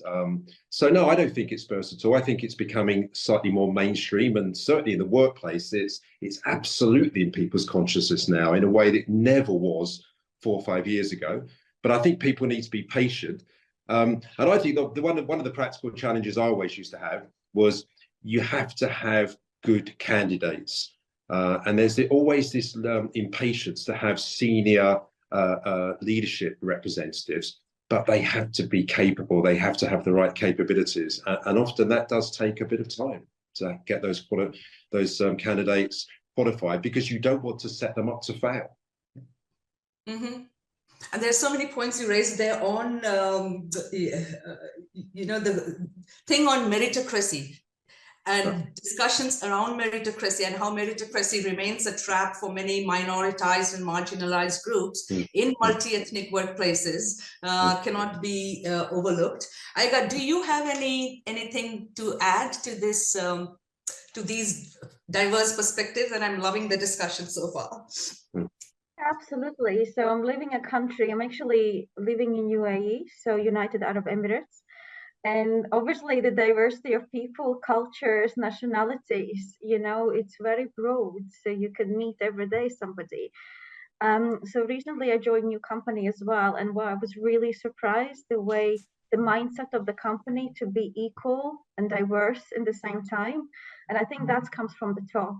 So they're really, really conscious, and the leadership is all about inclusion, and which is really, really great to see, and being as diverse as we can. And in what they do in terms of also recruiting, they make sure that we have equal amount of males and females working in the company. And I think it's beautiful to see that. And I really honestly believe that it comes from the leadership itself, the owners of the company, you know, the CEOs, and that's the vision, and everyone will embrace it then. Shukriya, a few different points emerged so far. Bubbles cracked, bubbles not cracked. Patience is required, constant re-energizing people, and the fact that, Robin, you said DEI has been mainstreamed, and you also put out the word on good people in leadership position, and that brings me to the whole big domain of meritocracy. Let's park the meritocracy discussion a bit aside, and I would like to see if it comes out organically or not. If not, we'll bring it up. But want to push us a little more on accountability, because accountability remains a critical factor on impactful DEI, right? Because here we are talking about equity. Equity means closing gaps for those purposefully marginalized or purposefully minoritized in the workplace, you know. So if equity is what diversity and inclusion efforts and actions should be, the fact remains that DEI progress is more often claimed by power holders. Here we have Robin, who has been in senior leadership positions for several decades, who is talking from that leader perspective, right? And research constantly shows that DEI progress is more often claimed by power holders or leaders in organizations, not so much by all employees. Employee experience of exclusion in workplaces continue. You just need to scroll through LinkedIn, for instance, on any day to understand the depth and volume of evidence out there. Discrimination continues to happen in workplaces. Pay equity remains, pay inequity remains a fact even in 2024. Ethnicity, pay equity is not even considered. People with diverse disabilities are finding it that much more challenging to enter the workplaces if they are entering, challenging to kind of climb the ladder. Organizational policies and processes are still being designed to keep the status quo going. Workplace bullying and other bad behaviors continue to persist. Many DEI initiatives are surface level and seldom addressing the systemic issues, the structural issues. I am in a country, in Australia, where largely organizations, the leadership and governing board still remains predominantly white. And this is a multicultural, multi-ethnic country, a country where the sovereignty of Aboriginal people has not been ceded, right? So my question to you all is, which DEI practice or set of actions have you seen moving the needle on structural equity? Not the surface level, not the celebration of religious days, cultural days, but structurally equity has been achieved. Which DEI practice or actions have you seen moving the needle? Which actions have shifted the status quo? If you are able to speak through, organizations where you have seen it happen, and if it's sustained, please share. Is it for anyone? Go first on that question. I think, and again, let me give a sort of senior leader perspective. At the end of the day, and as the COO, at the end of the day, my responsibility every day was to make sure that the bank operated smoothly. That the the ATMs were working, that the digital app was working. And believe me, nobody thanked me if those things ever stopped working. So ultimately, I had to surround myself with capable people, right? That's the core point. And we used to receive very clear balanced scorecards every year on the basis on which we were rewarded. And I always often found that a lot of the HR metrics, a lot of the diversity metrics were very much at the bottom of the scorecard, standard terms that were put into everybody's scorecard. And ultimately, I never felt that we were held to account for those targets as much as we were for some of the others: cost reduction, P&L increase, regional growth, etc. So I'm a big believer that you've got to hold people very accountable through metrics, through balanced scorecards, and for senior management to truly believe that they're going to be judged by those metrics at the end of the year. And it's not just a metric that when you have your appraisal at the end of the year, well, we didn't hit that target, but don't worry about it, right? People have got to be held truly accountable and have got to take sort of real action. That would be my first point. Thank you, Robin. You talked about capabilities. Anyone wants to add on their perspective to this? I would. I'm raring to go here when I hear Robin's part of the story, and most of it I agree to, actually, because as HR, one of my targets, I would say, or challenges. No, targets is a different perspective. Challenges was ownership of these KPIs, right? And the ownership somehow seemed to lay with HR, where HR had got nothing to do with the direct productivity of the organization, otherwise via recruitment, etc. Yes, but via diversity hiring, let's say, right? Or via diversity engagement, getting them up the ladder, training them to take up different roles. So this ownership never lay with business, and which is why I mentioned, Robin, that it is a bubble which is on the way to burst or has burst, because I still don't find organizational leadership owning these KPIs in a systemic way, not via a Pride Month way, not via a June way, but a systemic way where they are going to be held accountable for those targets. And which is why I feel that there are certain organizations which are doing great work, and there's nothing taken away from them. And I can name a few right away, but then I think all of you know the names I'm going to be talking about, right? And there are a few in India as well in the hospitality sector doing great work, and they're committed to it. But that commitment is not in most of the organizations at a leadership level whom I've worked with or I have engaged with. And there is a distinct failure or not so much of a success when those KPIs are not getting owned at a leadership level. And that was precisely the point I was making. Do you think senior leaders are sufficiently rewarded for taking perhaps some of the risks that they would need to take around certain candidates? Are they done today? Maybe not. Should they be? If in case they are serious about DEI, if they're and okay, there's one more point here about meritocracy. It is not about whether they're equally capable or not. It is about, do they have it in them to bring themselves up the ladder, and are we facilitating it enough?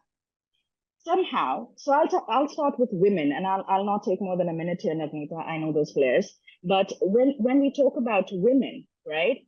And when we talk about bringing them up in leadership roles, they're not in leadership roles without having the merit to them, right? They are there because they have the merit to them. But then why did it take us so long to bring them up the curve? Simply because there was no facilitation of the process happening. Typically in Indian countries and in a lot of European countries as well, I wouldn't restrict it to India, there is a natural regressive mindset that women have so much more to do at home that they would not be able to give us the hours. So let us not do it, let us see if we can go without it, unless there was a target pressure that, okay, leadership needs to have 10% of women. Do you agree with this or you not? Aga, Robin, we have seen an upsurge in women only when the targets have been set, but they were still meritorious even when the targets were not there. I mean, where I am from, we have equal rights for women or men, so we don't, separate. But obviously, coming to Middle East, you can sometimes feel like the president who, if you're in a power position and you give a task, like it happened to me, if you're a manager and you give somebody, for instance, male, maybe Arab country or somewhere in Middle East region, they would look at you a little bit differently and they would not accept that. So I have experience on my own skin, when you learn to work it and gain that trust. And I notice quite a lot often, being a manager and working with males predominantly from like Middle Eastern countries, but not everybody is again the same, where they wouldn't really kind of accept the woman would give them orders, if I may say so. But obviously this has changed as well, and it's also the mindset, how people being brought up, and also the country itself. So what I like about Middle East, that they're really open-minded, and there is diversity. There are so many women, local women, that they are in leadership roles, and that's really, really inspiring. And I mean, different companies work different ways, but the recent company I have joined, so I can see there is a lot of, they are a European company, but there's a lot of, emphasis on being equal for men and for women, which is fantastic, actually. And there are two points which sits squarely on my head. One is how are capabilities being defined? Who defines it? The people who hold the most power in any organization continues to define what are appropriate capabilities, continues to define roles, and that entire value chain then gets impacted. So there was this research by Edward Chang, and I'll be happy to share the link with you all at some point. So the research by Chang highlights a very troubling trend on sameness. This is something which I have seen in every workplace, and I have lived in 16 different countries now and worked in many number of organizations. So the trend on sameness, which says that when leadership roles open up, the tendency is to fill these positions with people who look like their predecessors. So what it's perpetuating the sameness, and it kind of continues. This habit, without doubt, stifles diversity, more often than not overlooking people from marginalized and minoritized groups. That's the first point. The other point is you all talked about equality and equality between men and women. The fact of the matter is that men and women are not homogeneous groups, right? There are so many diverse intersecting variables that influences and impact anybody's access to the opportunities and how they kind of evolve, grow, and kind of move on from there. But on this issue, I would love to, take this a bit further. Given how, like I've seen talking about structural inequities again, right? Yeah, both Ega, Robin, Nilachi, you all talked about, you all are seeing more equality in workplaces now, yes, but structurally inequities remain for some groups of the population. There is no two ways about it.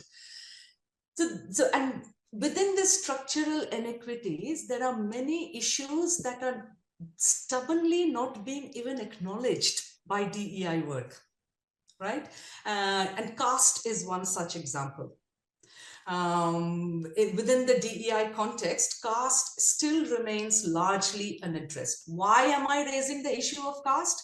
Not just because there are two Indians here, but because almost every multi-ethnic, multicultural workplace across the globe have multi-caste humans working there, right? And it just like caste is seldom kind of talked about there. So and this is not just in the Indian subcontinent, but like I said, across the globe. So organizations are shying away from addressing caste-based inequities. Conversations are very hush-hush. I tried to open up a conversation here on Facebook, trying to push for folks to, I wanted to understand if people are talking about caste, if Indians and Pakistanis and others in the diaspora here in Australia talk about caste in the workplaces. No, none. So given the urgency to address intersectional inequities experienced by employees and other stakeholders in the world of work, why is this still the case that even in 2024, that issues such as caste are unaddressed? Nilakshi, would you like to have a go with this? And then Robin and Ega maybe can add their perspectives. You know, even before I sort of answer this question, I would want to understand from Robin and Ega, with your permission, Navneeta, that what is their spectrum of understanding when we say caste? Because only then will my answer resonate with them, else we'll be lost in the discussion.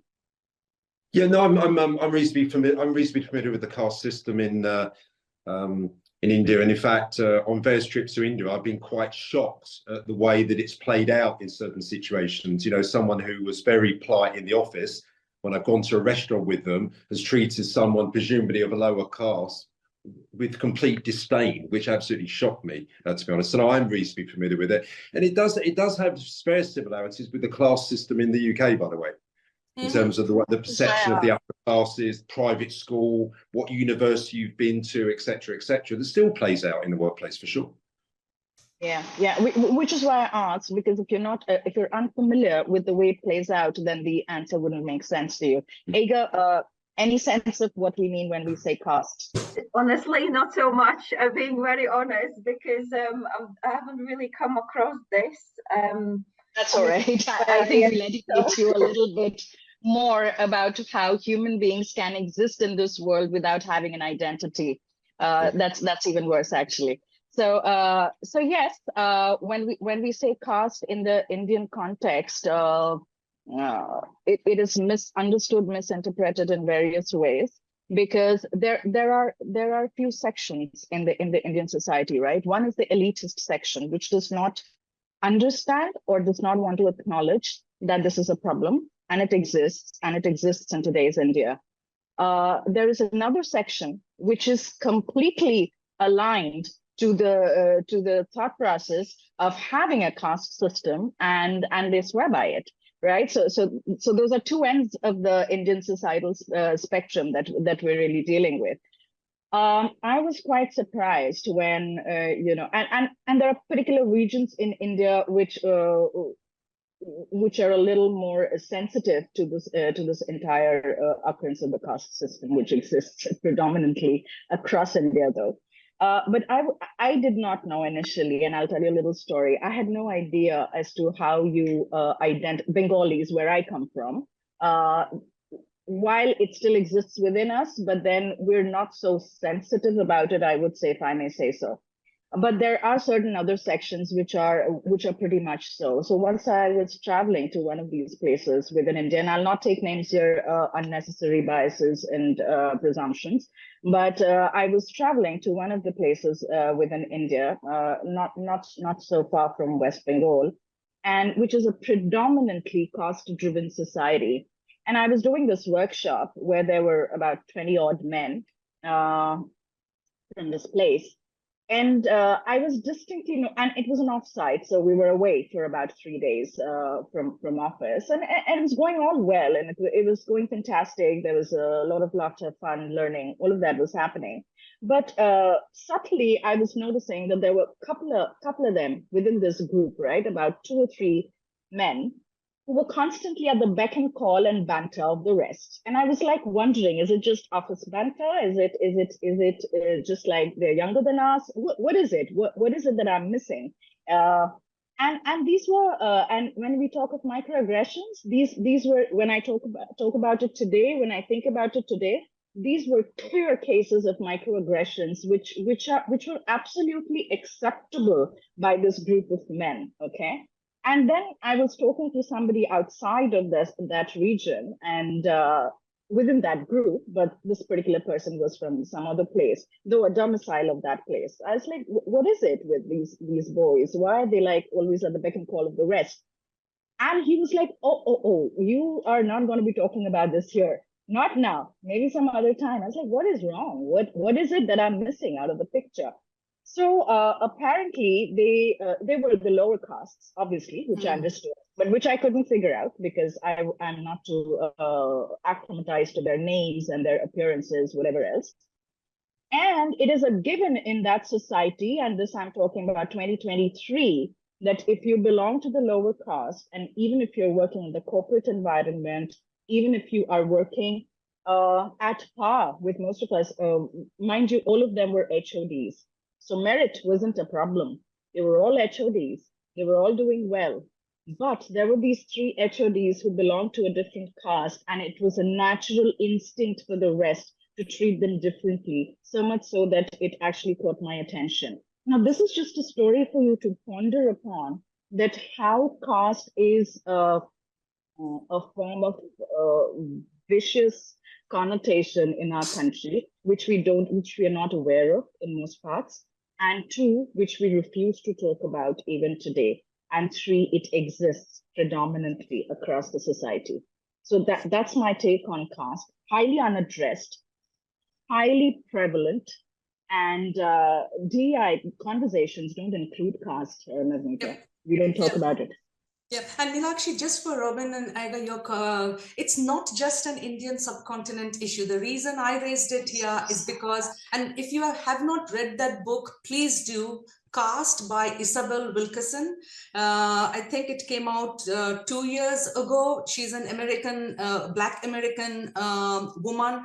And that book is absolutely brilliant, where she, in fact, traces the origins of caste and links it to oppressive systems and structures related to racism.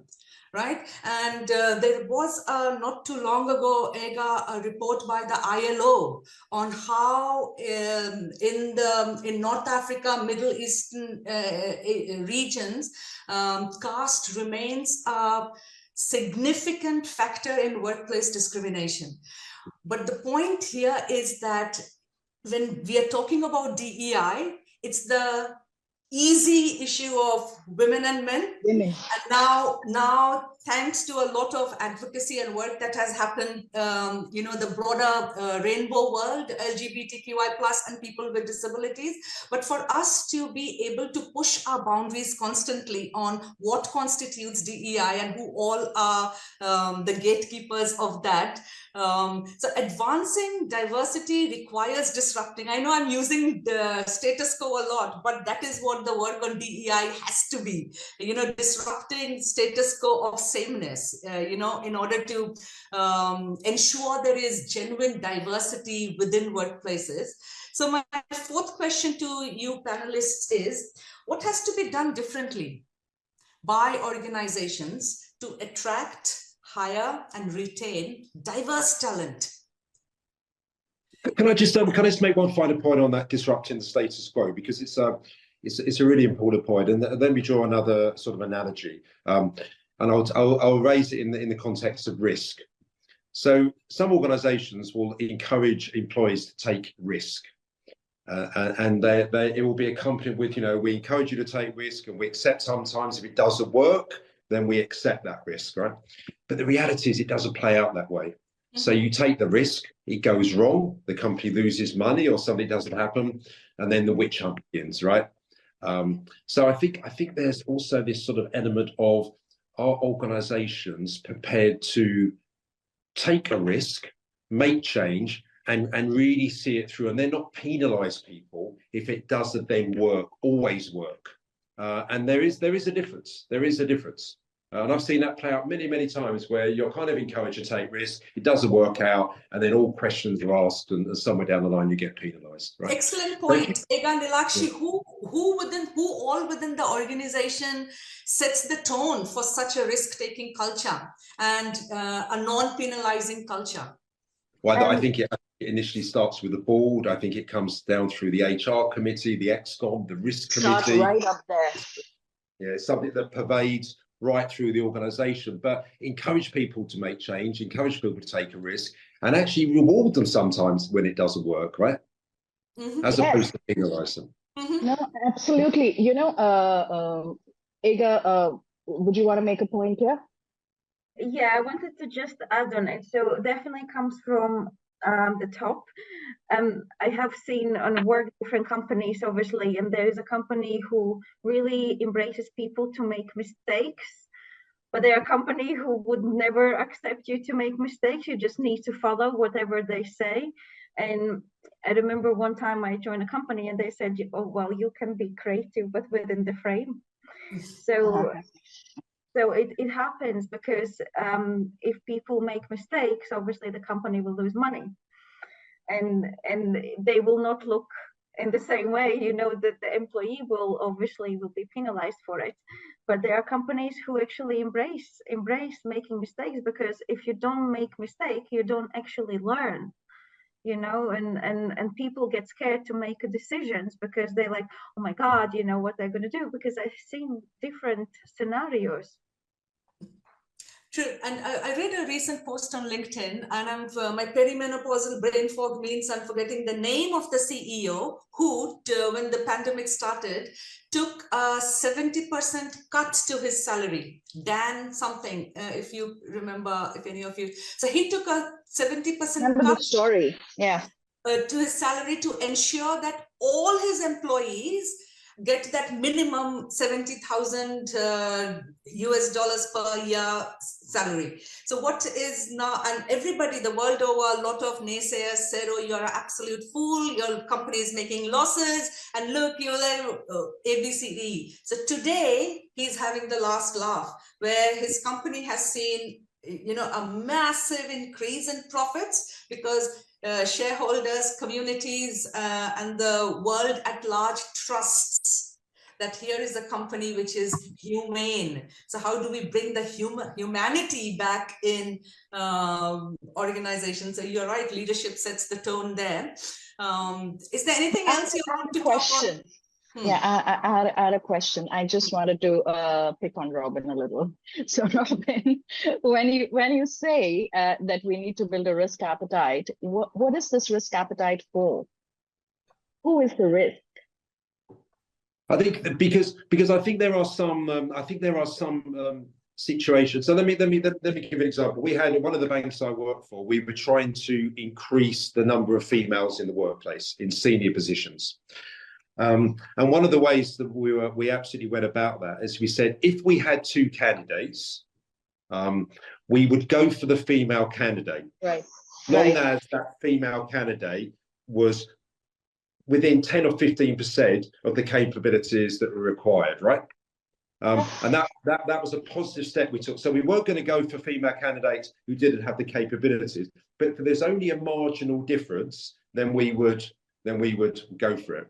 And that actually did have an impact. But there is an element of risk in doing that, right? Because you are, in some cases, taking on a slightly less capable person initially, but in the belief that they will actually grow and sometimes actually surpass their male equivalent, right? So again, there is an element of risk there. And in a really pressurized environment that I worked in, taking that risk sometimes is very difficult because you know, when things don't work, if you have some initial issues bringing new candidates in, people have very short memories.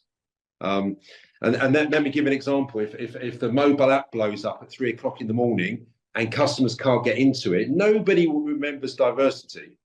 Nobody says, "Okay, Robin, the system's down. We don't care. You've done a great job on diversity, right?" Okay, sorry if I'm being a nag, but I have a counter question. Don't be sorry. No, but because I know I'm being a bit of a nag. But tell me, what if you would have chosen a man who would have been about 10 to 15% not out there, right? In a similar caliber. So it's not about he or she. It is about who is this person who can take up this position. And what if the man fails? Are you questioned on that? Your question when anyone fails, right? Your question Exactly. when anyone fails, yeah. Exactly. So why do you need to develop a risk appetite for a woman and not for a man who might also fail? Because the reality is in certain areas, and let me give you an example, IT, right? IT, and I was going to mention this, there are certain functions where the number of women is still very scarce. Women, so IT being HR is the opposite. HR is dominated by women, isn't it? Right? If you go to any HR function, if you go into an IT department, it's absolutely the opposite. And therefore, when you want to elevate females in the IT space, sometimes there is a bit of a skill gap. Absolutely, but you have to take that risk and take that chance. No, I totally read what you're saying. Yeah. Is that a risk? I know what you're saying. I know what you're saying. It is considered a risk.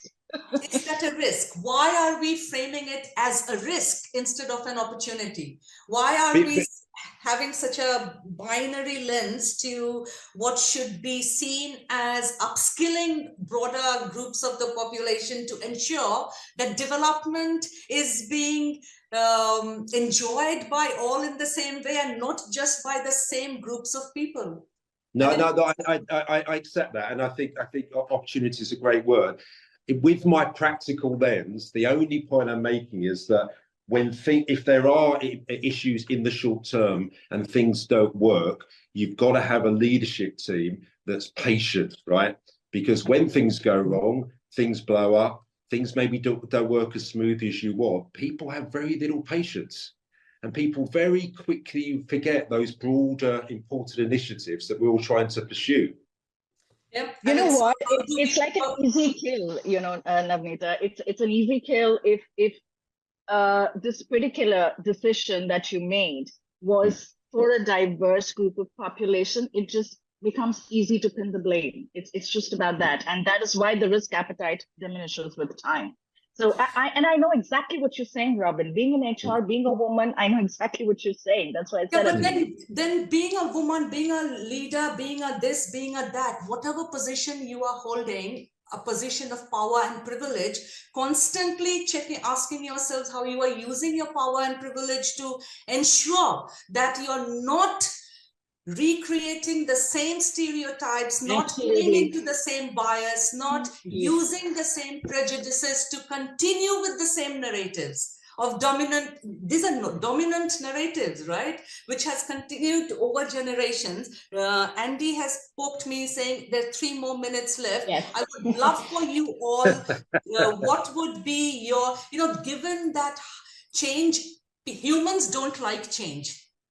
And that's why this sameness bias, that's why that comfort bias remains, right? And therefore, people like you and I, who are constantly questioning and changing disrupting status quo, we get bloody fatigued and really tired. What is your advice, one advice, practical for DEI leaders and practitioners? How can they refuel and keep showing up in spite of toxicity and performative allyship and tokenism? One advice. Aiga? Oh, it's a big question. So, I mean, I'm looking from my point of view as a coach, really. So, because I help people to develop. So, it really comes from the top, but what we can do within, it's just to help people. And my role as a coach is making sure that people feel great and motivated. And I think that's where your management needs to be really engaged with that as well. So, because otherwise, if people are down, I had before people crying to me, like in one day, there was one time 3 different employees were crying in coaching sessions because there's so much, toxicity in their workplace, and that's what they complain about. But it's really like the mindset of managers that and the feedback that you can give. So, and it's the feedback, and also my role is there to inspire and motivate people. But then it has to be alignment with managers, and this is where you go and give your feedback as well. Thank you. Robin? I think for me, don't make it ideological, make it practical, and align it to the to the strategic priorities of the business. That would be my. Thank you. Nilakshi? Be at it, be fearless. If you're a DI practitioner, if you are a diverse, marginalized, human being, if you feel so, stop feeling so and be fearless about your pursuits. There's no other way. Shukriya, thank you. It is time. Unfortunately, I can have this discussion. I know. Just want to end by underlining that DEI work must, first and foremost, end unfairness and bias and discrimination and abuse and mistreatment of all kinds. That is one simple thing. And leaders, you all talked about KPIs, capabilities, leadership, etc. So holding leaders accountable, leaders holding themselves accountable, key. Thank you, बहुत शुक्रिया for you fabulous people, Aiga, Robin, Nilakshi, for sharing with us parts of you and the work that you all are doing. Keep inspiring. Thank you. Thanks for being such a lovely moderator. Really. Yeah, Thank you. well done. Thank you. Bye-bye. Well, that was an invigorating panel discussion indeed. We explored the evolving landscape of diversity, equity, and inclusion within corporations. So has the initial fervor faded, or has it re-emerged stronger and is it more mainstream? The consensus is clear. Leadership must take proactive steps to champion inclusion. Our panel offered diverse perspectives, shedding light on persistent issues such as discrimination and pay equity that continue to challenge workplaces. We critically examined systemic and structural barriers, underscoring the urgent need for decisive actions and transformative initiatives to propel meaningful progress. And as we conclude, there are profound insights to contemplate and transformative actions to pursue on our journey towards a more equitable future. Thank you once again to our panelists.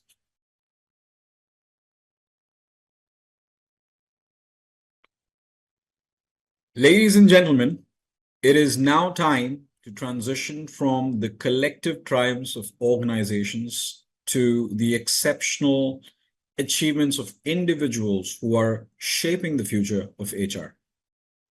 These awards recognize the remarkable talent, dedication, and leadership that drive innovation within the field. The first award is the HR Future Leader Award. The future of HR is bright thanks to the groundbreaking work of our next generation of leaders. And the winner of the HR Future Leader Award is Ritika Singh, Unit HR Head at Hindustan Zinc Limited, Pantnagar Metal Plant. Here's Ritika with her acceptance speech.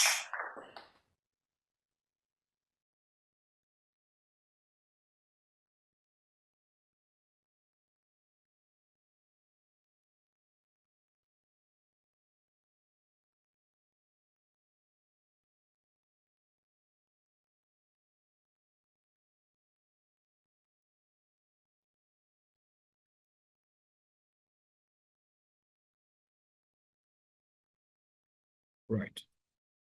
Moving on, the next one is PeopleFirst Leader Award.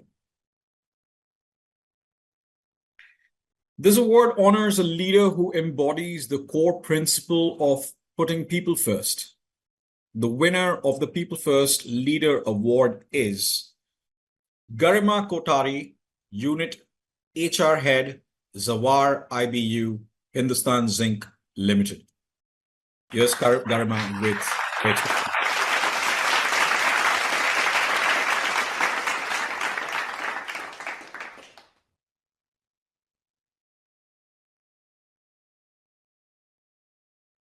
Hello everyone. Myself Garima Kothari. I'm working as a unit HR head for Hindustan Zinc Limited, Java location. Today, I'm deeply honored and humbled to accept this prestigious award. Firstly, I want to express my heartfelt gratitude to my organization, Hindustan Zinc Limited, for providing me such an excellent opportunity. I would also like to thank PeopleFirst HR Excellence Award for selecting me for this incredible recognition. This recognition is particularly meaningful as I stand alongside the other talented individuals who have been celebrated for their exceptional contribution. I am thankful to my senior leadership, manager, and colleague who have immensely supported and believed in me throughout this journey. I also want to acknowledge my family and my team whose love and understanding have been my pillars of strength. Their unwavering support propelled me forward and fueled my achievements. Thank you once again. Thank you, Garima, and congratulations once again to you. Well, she has consistently demonstrated a deep commitment to employee well-being, engagement, and empowerment.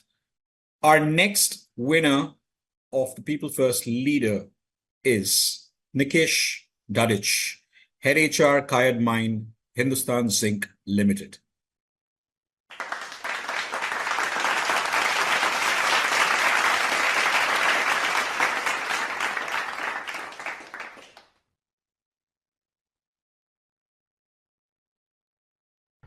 Hello everyone, my name is Nikesh Dadich. I'm Head HR at Kayad Mines Hindustan Zinc Limited.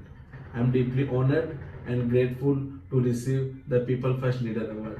Thank you to the jury and HR Excellence Award Committee for this incredible recognition. I'm fortunate to work with such wonderful leaders, Mr. Munish Vasudeva, our CHRO Hindustan Zinc Limited, and Mr. Mohammad Ali, our CHRO Mines Hindustan Zinc Limited, who always believe in the power of putting people first, and they inspire me to push my boundaries and pursue harder.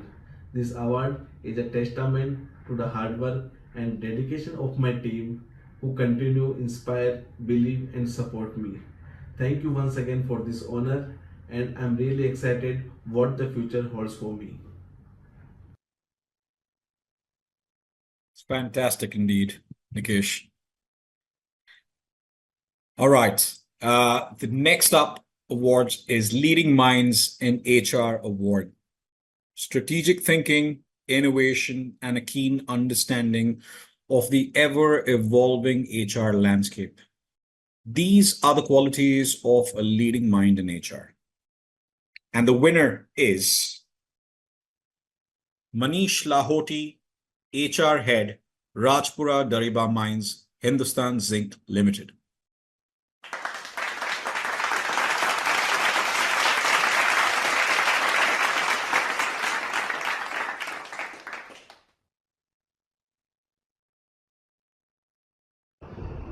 Good evening, ladies and gentlemen. I am truly honored to accept this prestigious award as Leading Minds in HR. This recognition is not just a testament to my effort, but a celebration of the incredible team and supportive environment that have propelled me to this stage. As I reflect on this journey, I am remembered of a Hindi quote that has always inspired me. कामयाबी के लिए सिर्फ मेहनत ही नहीं, सही दिशा और संकल्प भी चाहिए. For success, not only hard work but also right direction and determination are necessary. This award signifies not just a personal achievement but also the power of collaboration, the strength of shared vision, and the impact of relentless pursuit of excellence. In HR, our role is to build bridges between people, to nurture talent, and to create an environment where everyone can flourish. This involves empathy, strategic thinking, and unwavering commitment. We are dreamers and doers. We envision a future where every employee feels valued and empowered, and we work tirelessly to turn that vision into reality. I want to extend my heartfelt gratitude to my incredible team, my mentor, and everyone who has supported me along this journey. Your belief in me has been my greatest strength. In closing, let us remember that together we can build a future where every individual reaches their full potential and every organization thrives. Thank you. That was great, Manish. Clearly, Manish is a thought leader, paving the way for new approaches and propelling the industry forward. Congratulations once again. Well, moving on, Some leaders have a magnetic presence, inspiring and motivating those around them. The winner of the Charismatic HR Leader Award goes to Keshav Sharma, Deputy General Manager HR, Srishti Infrastructures Limited.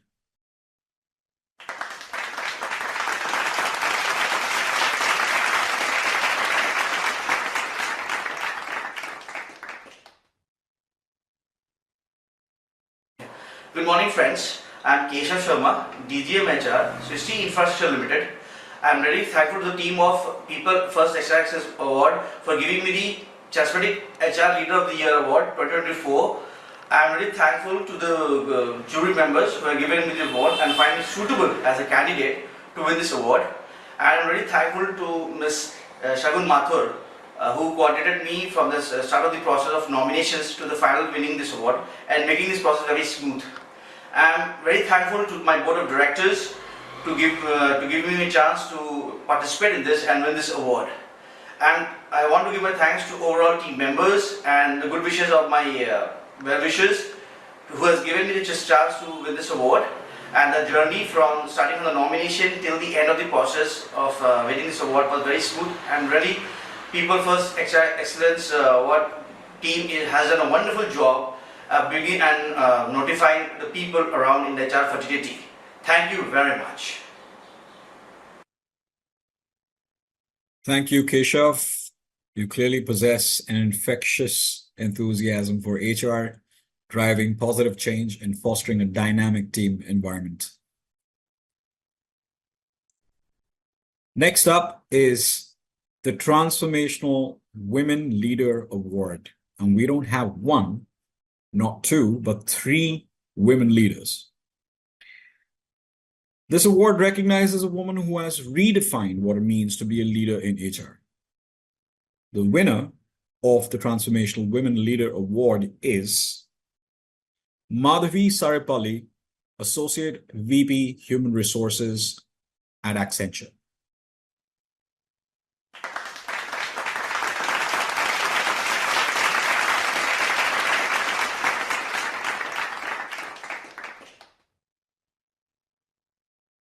Hi, this is Madhavi Saripalli. I am deeply honored for having been selected for this particular award by PeopleFirst magazine. Thank you so much. I sincerely appreciate the jury members, senior HR leaders and HR professionals and esteemed professionals, whosoever is involved in assessing my work and submission. Your recognition means a lot to me. Thank you so much. Thank you, Madhavi. Congratulations to you. The next winner in the Transformational Women Leader Award goes to Siji John, Associate Vice President, People and Culture at Aditi Consulting.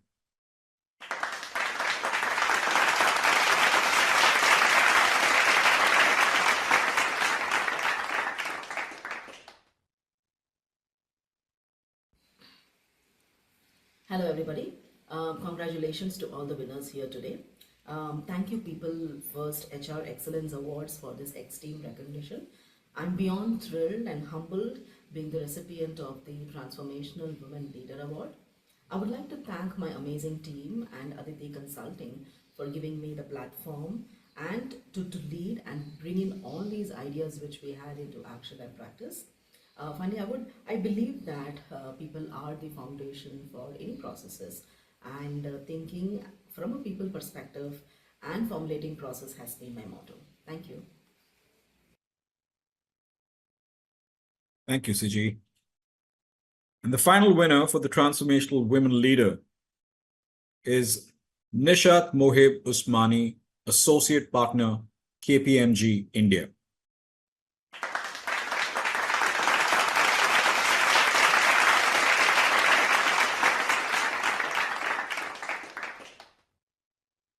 I want to thank PeopleFirst HR Excellence for this honor. I owe this award to my wonderful team, which is working every day purposefully to bring the best in leadership development to KPMG in India. Janani, Chavi, Raktim, Nidhi, Jasmine, Vaishnavi, this one is for you. I also owe this award to my mentors and managers, Sunit Sinha, Nitin Atrole, who empower me to do the best I can. You know, they say change is inevitable, but transformation is a choice. And which is why I feel particularly privileged to receive this award of Transformational Woman Leader, because transformation is something that happens only when intention and execution come together in the best way possible. Leaders who can inspire others to do more, think more, dream more, those are the ones who are transformational in their leadership. And I'm so grateful that I am counted as one of them. Thank you. Bye-bye. Well, Mrs. Usmani is a visionary leader, breaking down barriers and paving the way for more women to excel in the field. Congratulations once again, and a round of applause for all of our award winners today. Their dedication and leadership are truly inspiring.